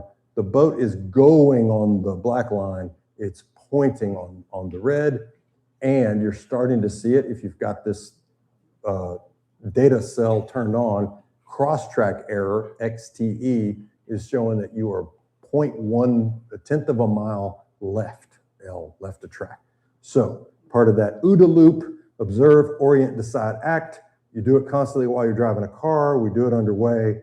So let's come right a bit. And if we notice too, your speed through the water versus speed over ground, you are, if you really had some destination that you had to make, like a bridge opening on time, and you'd calculated your arrival based on you need to be doing 10 knots, well, then we need to adjust speed as well for an ETA. Now, the most dangerous thing on a boat is a schedule, and so getting somewhere on time isn't always that important, so be careful, but I think I might adjust speed. And so, Quick question, sorry. yes. With the electronics, is there a function that suggests what the heading should be in order for the course over ground to go to waypoint 2? The question is, is there a calculation that tells you how much you need to do? There is in Aquamaps. There's one other very sailing focused one that is really designed to kind of almost from a race course standpoint account for offset and set and drift as you're getting downset. Mine doesn't, or if my Marine chart plotter has that, basically a predicted course or a recommended course to come back to track, I don't know that I've got that. If I've got it, I haven't found it or used it. But in this case, you can also experiment. That's the beauty of the real-time nature of course over ground vector. Takes a few seconds. You make a turn, set it, and for me, I use autopilot like 95% of the time underway. I add a couple of degrees to the right, wait for GPS to catch up and see where the black line turns. And in this case, we've made that course correction. We've come right. We were at, let me go back, what were we? We were at 079 magnetic, now heading is 081, but course over ground takes me right to the waypoint. So I'm correcting getting back. Now, if you had some obstruction in the way, you might want to get more on track faster, but in this case, we're in good shape. And I want to pause here for a second that it's easy in navigation to obsess a little bit on the blue line. So be careful. For aviation, keep your head out of the cockpit. I want you looking out the window. Same for the boat. Ensign, Lieutenant JG, get your head out of the radar scope. But we have no right to the blue line. It's just our track. You have no right to it. Therefore, there are way too many blue line assisted, or in the case of the Intercoastal Waterway, God bless them, the magenta line, which defines where that is. There's some magenta line assisted, or the people who use Bob 423 tracks on the Intercoastal. Well, I'm following my track. It's like, shipmate, it's your track. It's not my track, and you're violating the rules of the road to do so. Get over. You're required to stay on right. You cannot collide with me just to stay on your track. So it's easy once you start really getting comfortable using routes and plotting. Don't go crazy on the blue line because it's not your right. Whoops. Yes. You have light blue circles that are well outside of your 6 to 12 depth color scheme. Why are they light blue? Probably because the question is, why are those light blue circles showing as blue? They should be white. I think in this case, of course, all of our navigation charts are designed for commercial ships, is that within the limits of the main navigable area, which is the white part, those have been defined as hazards to navigation, and that's the dotted line that you see around each of those circles. Either they're wrecks or some other major obstruction, even though they're below, I think probably in the algorithms or kind of safety focused lexicon of this is navionics, it won't let something that's been declared a navigational hazard, which is different than, it's nearby, this is 33 feet, that's 32, something about, and you got to click on it to find what the note is. It's probably a wreck or something like that, but there's something about it that makes it unique. And it's been defined as it's a hazard navigation, so it's got the dotted line around it. And I bet the algorithm won't let us ignore those by turning them white. I think that's the only thing. No, that's a great question. All right, so yes. So fish traps Mm-hmm. seem to move around. Aquamap would be accurate for the fish traps. No, absolutely not. Remind me at the end, and I will get to the frustration that I have with the pound net permits and all that stuff. There's a website that you can look up every single pound net permit, but it's not their location, it's where they're permitted to be. The one for us outside of I'll turn on the little pointer here. You know, this buoy right here, 83 Alpha, marks the corner of the two of the larger of the pound nets. The other one, the smaller one, is about here. And what I did on my boat was, the nice thing is they're in 24 feet of water.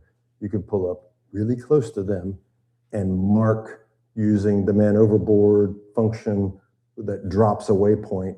I just drove around them and plotted like a little teeny tiny 4-point route around the 2 pound nets that are right outside. I chose the symbol instead of a dot. I chose the skull and crossbones for each dot. And I display that, it's a route. I display that route permanently in red on my chart plotter. It's not on the real chart because these pound nets are everywhere, but for us, these two, and of course they're required, now you've triggered me, they're required to keep them lighted. And of course, their version of doing that is, you know, they buy a solar yard light from Home Depot and they duct tape it to one of those poles, and the first storm or two kills the light, and then they're no longer lighted. So the good thing is that round objects are really good radar reflectors, and they do a great job. They appear on radar beautifully. So if you're cruising around at night, I did one boat delivery that brought the boat back to Herrington South, and we came in at night, which we shouldn't have, different story there, and the radar picked them up beautifully. So somebody asked a question earlier about the reliability of position of buoys. They're reliable to within how much they hunt around their chains, but the bottom line is please do not hit a buoy. Look how ginormous they are. The first class buoy, which is the big one on deck there of that Coast Guard buoy tender, that's a first class is 6,000 pounds.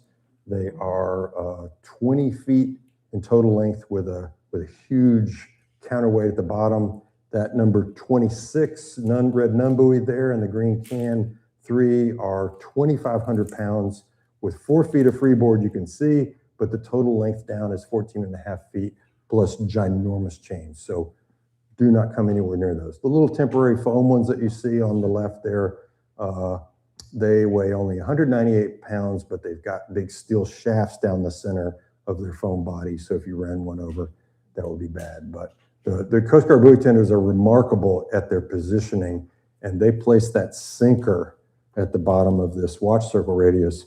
But depending on how critical the ratio is defined based on current and ice and all that, they set the chain length very distinctly. The ones here are the category in the red zone. They're allowed to go to 2 to 1. So the buoys along the entire channel going into Baltimore, those could be out of position by meters. So what's on the chart versus what you see with your eyeball is the key. Trust the eyeball, don't hit the buoy. All right, so for lateral buoyage systems, we'll do quickly here. There's 2 regions of the world, Ayala Bravo and Ayala Alpha. Bravo is what we have, and basically the only other place in the world, think of it in kind of Cold War terms, those in the Pacific that we were closely allied with, Japan, South Korea, and the Philippines are the only other people in the world who use Ayala Bravo, which is red right returning. Now, the real memory aid, people say red right returning and they throw it out like that. It's a full sentence and you've got every other word is critical. You can't just say, yeah, it's red right returning. It's keep the red buoys on your right when you're returning from sea, which also means from big water to little water. Bay to a river, Atlantic Ocean into Norfolk is coming from sea, but the full sentence, red right returning isn't helpful. Keep red on your right when returning from sea is the essential piece. That's narrow and tent narrow too are funny. When you're in channels that both have a seaward side, Chesapeake and Delaware Canal, Naps Narrows, Kent Narrows, basically any place where it's a skinny narrow, red's on your right all the way in until the middle, and then they switch because that's now seaward coming the other way. Same with Chesapeake and Delaware Canal. And if you hadn't seen it for the first time when you're doing your voyage planning in the Coast Pilot, you get the warning. And it's not marked on the chart anywhere, but it warns you in the little paragraph of the Coast Pilot for voyage planning. Reminder, halfway through, same with going through, if you cut the corner at Cape May, halfway through Cape May Canal, just before you pop in the harbor from this side, the colors flip the other way and then you pop out the Atlantic. So that's a great point. All right, and so here's the basic buoys in photos, and then I'll add the only other memory aid is the weirdness about the Intracoastal Waterway. Foot stomp, it's intra, not inter. And the Intracoastal Waterway, which means inside or among the coast, is highlighted on the paper charts with a magenta line. And the magenta line is not the recommended track. It is not the center of the channel. It's sloppily drawn by a drunken sailor in the cartography shop. Throughout multiple examples throughout the Intercoastal, it's just like a hint. It's like basically, it tells you if you're coming to this confluence and you encounter 4 different rivers, but your plan is to go down to Florida, then the magenta line is, oh, of all these options, this way. And that's all it is. It's just a reminder to reduce confusion. It's not a track. It's not a guaranteed safe water by any means. Sometimes the magenta line is printed on the wrong side of a buoy. And so if you follow the magenta line blindly, you might run aground because it'll take you outside the channel. It is just a hint saying that away is the Intercoastal. These other rivers are not where you want to go if your destination is, South Carolina. So, and on that, it's keep red on your right when going around the clock. Red right round the clock are the 3 R's. And so those buoys at the absolute upper right of the screen are not in a river. It's not considered seaward. It's only a section, these two up here, in the Intercoastal. And therefore, red happens to be on the right. But then when you get down into here, these red buoys are now related to coming from sea. And so in addition to the color of the buoy, if you want to stay in the Intercoastal, they use the day marker symbol, a little tiny reflective sticker of a triangle or a square is attached to the buoy. So this one's pretty intuitive. The red triangle's on a red buoy, that's okay. But here you have a green buoy with a red triangle. And that means that for those who want to take the hint of the magenta line, consider that green buoy, which tells people going up that river, it's a green. Consider that green buoy for Intracoastal travelers only to be a red triangle made by the yellow. So it's a little confusing, but throughout the entire Intercoastal, you keep the yellow triangle stickers on your right, keep red on your right when going around the clock. And it is an easy point of confusion potentially. So follow the magenta line, sort of. Now this is how they appear on paper chart symbology. Now on many of the chart plotters and on Navionics and Aquamaps, you can select paper chart or ENC symbols. If you're most familiar doing that, then you can certainly keep them. Note that all buoy symbols, not attached to the bottom, have open circles and they lean over. And the reason they lean over is it's a symbol to remind you they might be in the current and they're being tilted a little bit. So all buoys lean over, all fixed things are straight up. So if you go to the modern electronic navigation chart symbology, those same modern symbols still lean over a bit if it's a buoy, but if it's a big telephone pole day marker, then they're totally vertical because they won't lean. And this is covered in detail in the electronic chart navigation book by David Birch. I encourage you all to get that. And if you have a copy of Nigel Calder's How to Read a Nautical Chart, it was a great book, but it's solely focused on paper chart symbology, which has all but gone away. Then there's the infrequent. In Europe, they're all over the place. the occasional cardinal buoy. Actually, we'll go back to one of these. This isolated danger mark, 2 black dots on the top. You can go around it any direction, but it marks a rock that it's right on top of. Other cardinal buoys are these that you see in Europe a lot. Simple memory aid of 12, 3, 6, and 9. That's how they flash the lights at night. And then their arrows point, all of them tell you where to go away from the danger. The danger is in the middle there. And so these little memory aids, the north and south are easy. They point north. So it's a steam north away from this danger, steam south away. West and east, if you turn your head sideways, you can put the letter W on that. So it's like a wine glass, or the top is like a wine glass. And then E, it's like an Easter egg that you've got to separate that comes apart. And then at night, it's very easy to do as you're approaching them. It doesn't flash 12 times, it's continuous, but basically you're going to lose count after it goes bing, bing, bing, bing, bing. It's like, oh man, it's more than 9, it's got to be a 12. The east mark flashes 3, the west mark flashes 6, or sorry, west is 9 and 3. So just like a clock face, they're all labeled with letters and not numbers. This is what they look like: a north mark, east, west, and so it's steam east. It's not the rock is to the east. It's to get away from it, away from danger. Go east, go west, go north, go south. And then for voyage planning, kind of do's and don'ts, and I'm at time, so got like 5 more slides for those of you. If you need to go, I apologize that we ran a little long. We'll go over these fundamentals quickly. Start with the end in mind. I'll talk about that. To me, I start with the end in mind, where if I'm leaving here, I don't start my track there. I reverse plot. I do most of my research and waterway guide reading and Coast Pilot reading and chart clicking on the destination, because that's my least familiar. And then after you do that and plot the route, then fly the track means zoom way in and just scroll and scroll and scroll to make sure you didn't come too close to a shallow, too close to a buoy, etc.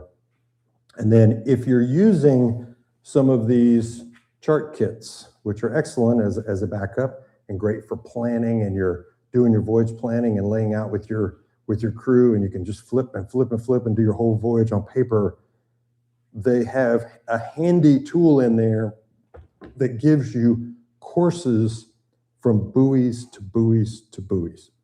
Please do not plot what those become is buoy collision tracks.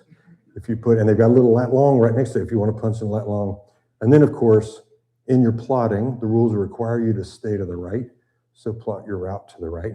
Or if you don't want to build 2 routes there and back, you can plot down the dead center of the channel. Just know that you must always stay right of your planned track. Plot bailouts like anchorages and stuff like that in case you break down. Plan for the tides, currents, and weather. Don't rush. You pad the time. And then back to voyage or cockpit resource management. Follow the plan. You can deviate when required, but then tell your crew, tell the Marina, whatever. The worst thing is a schedule. So here's the beginning. Let's say we're going to Cape May from here. This is Cape May, so I start with the end in mind.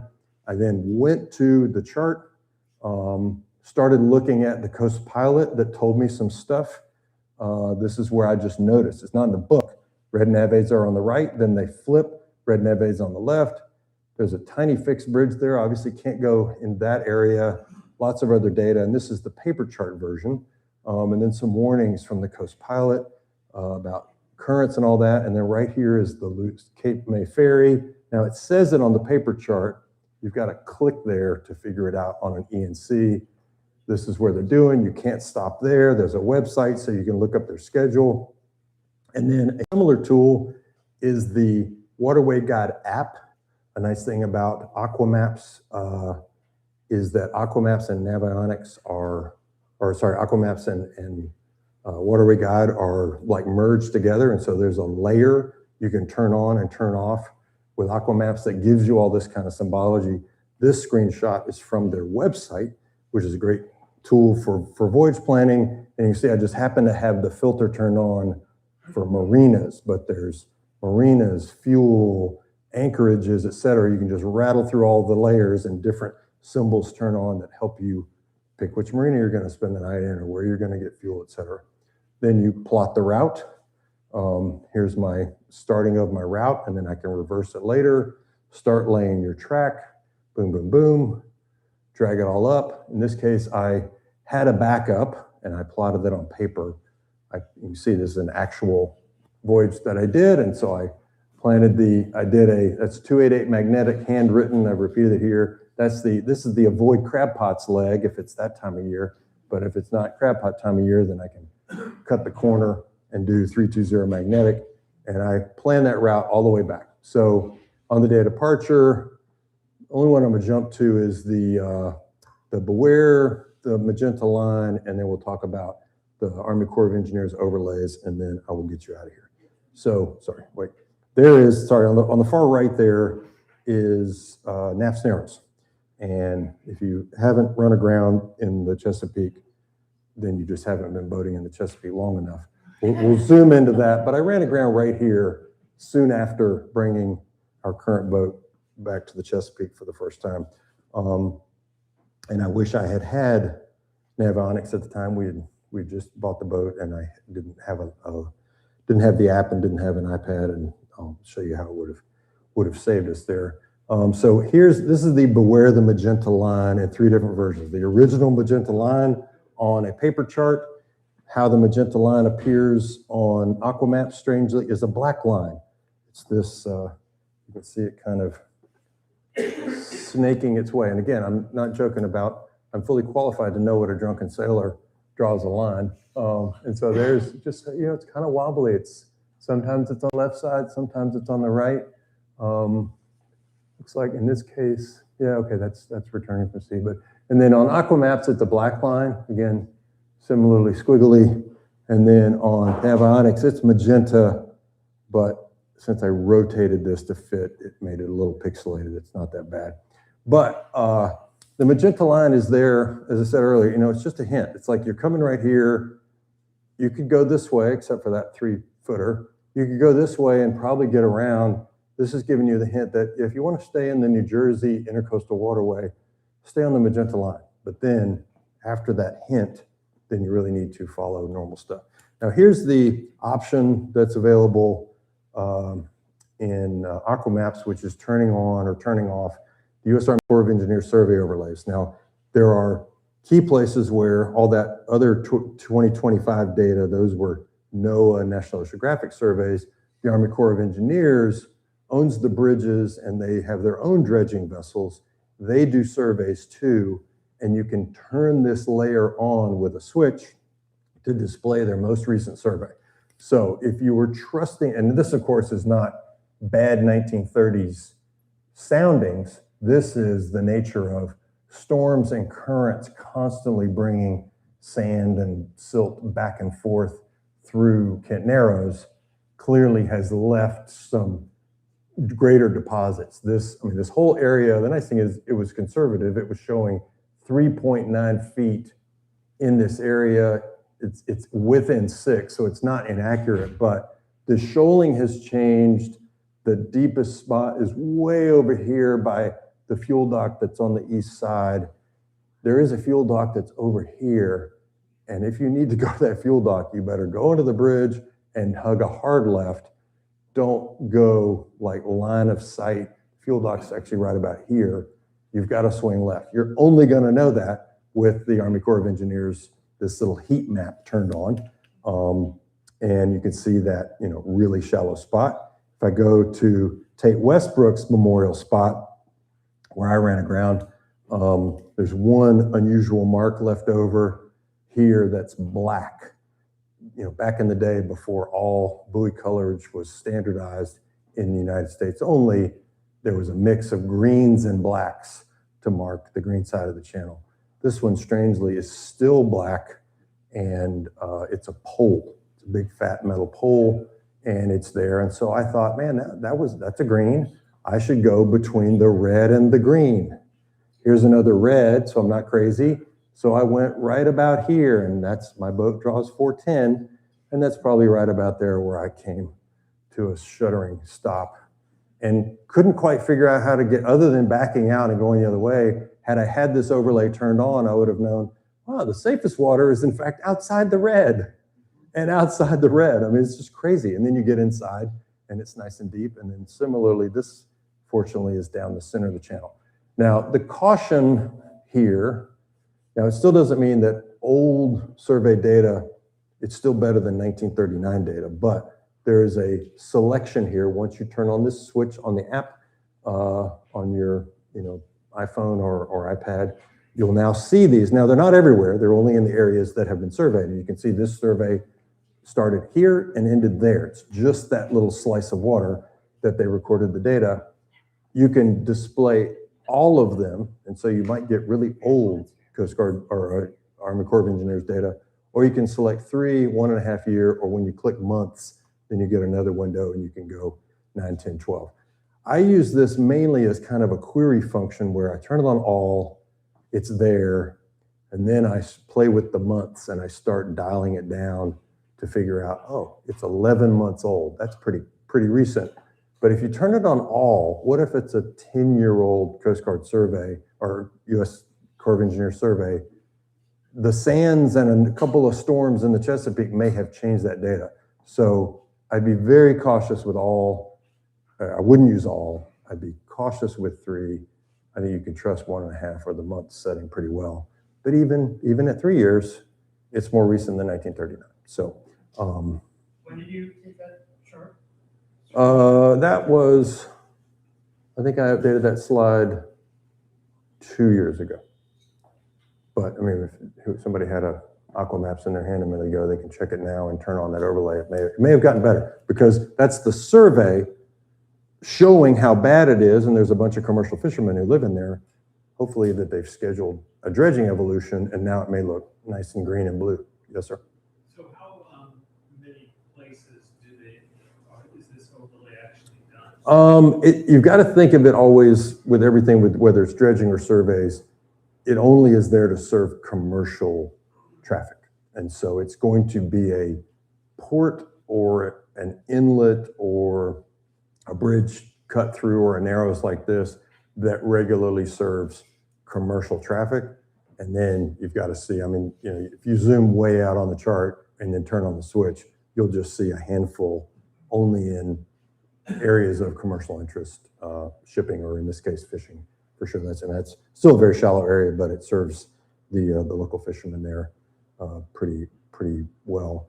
And then there's a Coast Guard overlay switch where, and I just took this screenshot a couple days ago as I was updating the slide.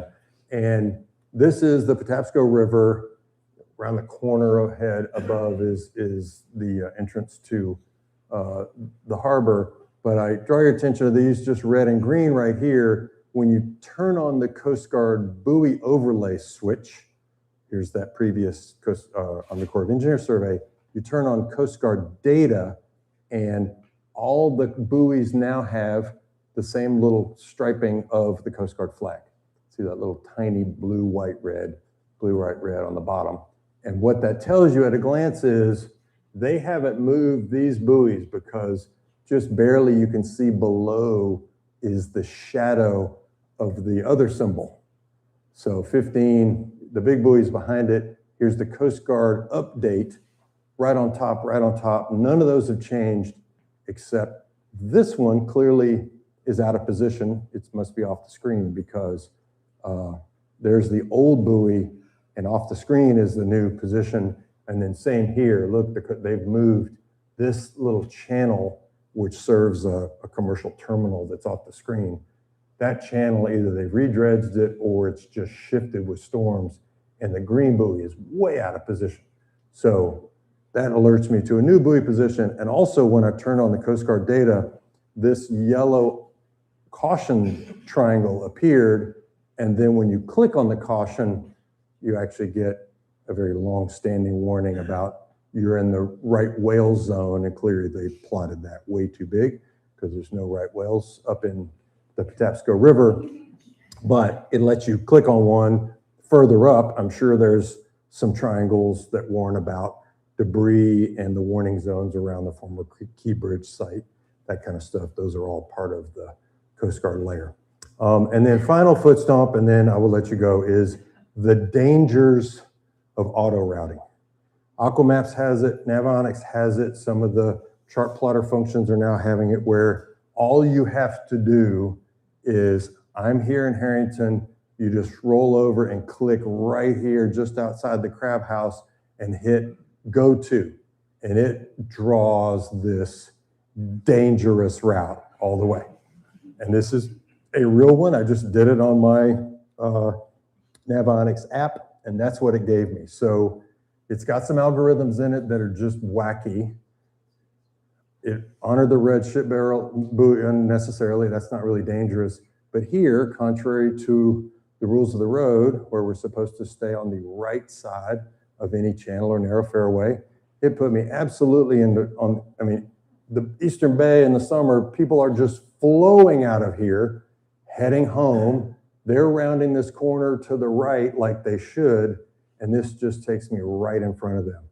Takes me crazy close to this point, almost on top of this red buoy, again on the wrong side of traffic, crosses traffic, gets on the right side, wrong side of traffic again. So if you use the auto route function, you then have to go back and fly the route and grab the route and drag it and drop it to correct all that stuff. So here's after I flew the route and fixed it, I dragged it to the right, and you know, you click on the route in Navionics and you add a new waypoint. So I clicked in the middle of the track to create one and then dragged it over here to get it on this side of the buoy, you know, this side of outbound traffic, missed the buoy, adjusted to the right, swung way wide, etc. So if you're gonna use auto routing, then you've always got to fix it, because no kidding, it gets it wrong. And just like the blue line we talked about earlier, your route is not sacred.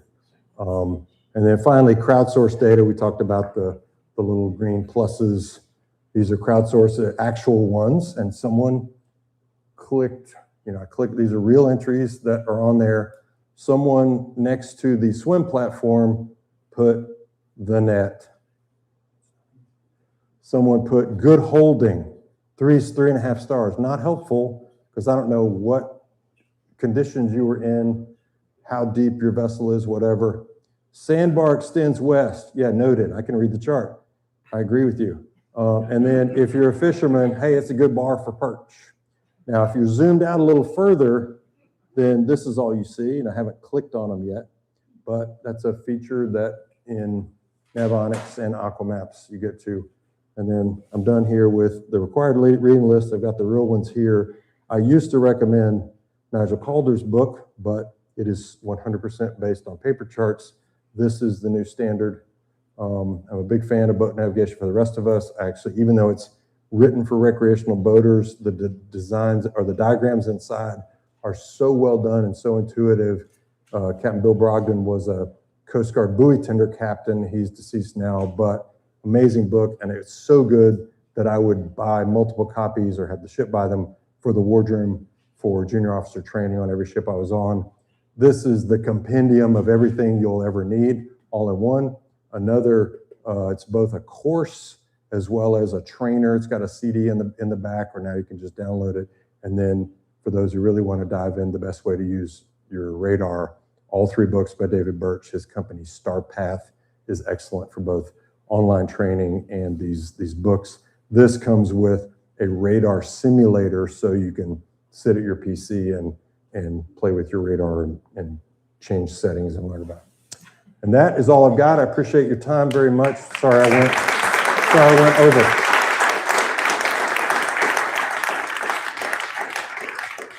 We had a lot to cover, but very much. Thank you all for coming, and thank folks online for sticking with us out here.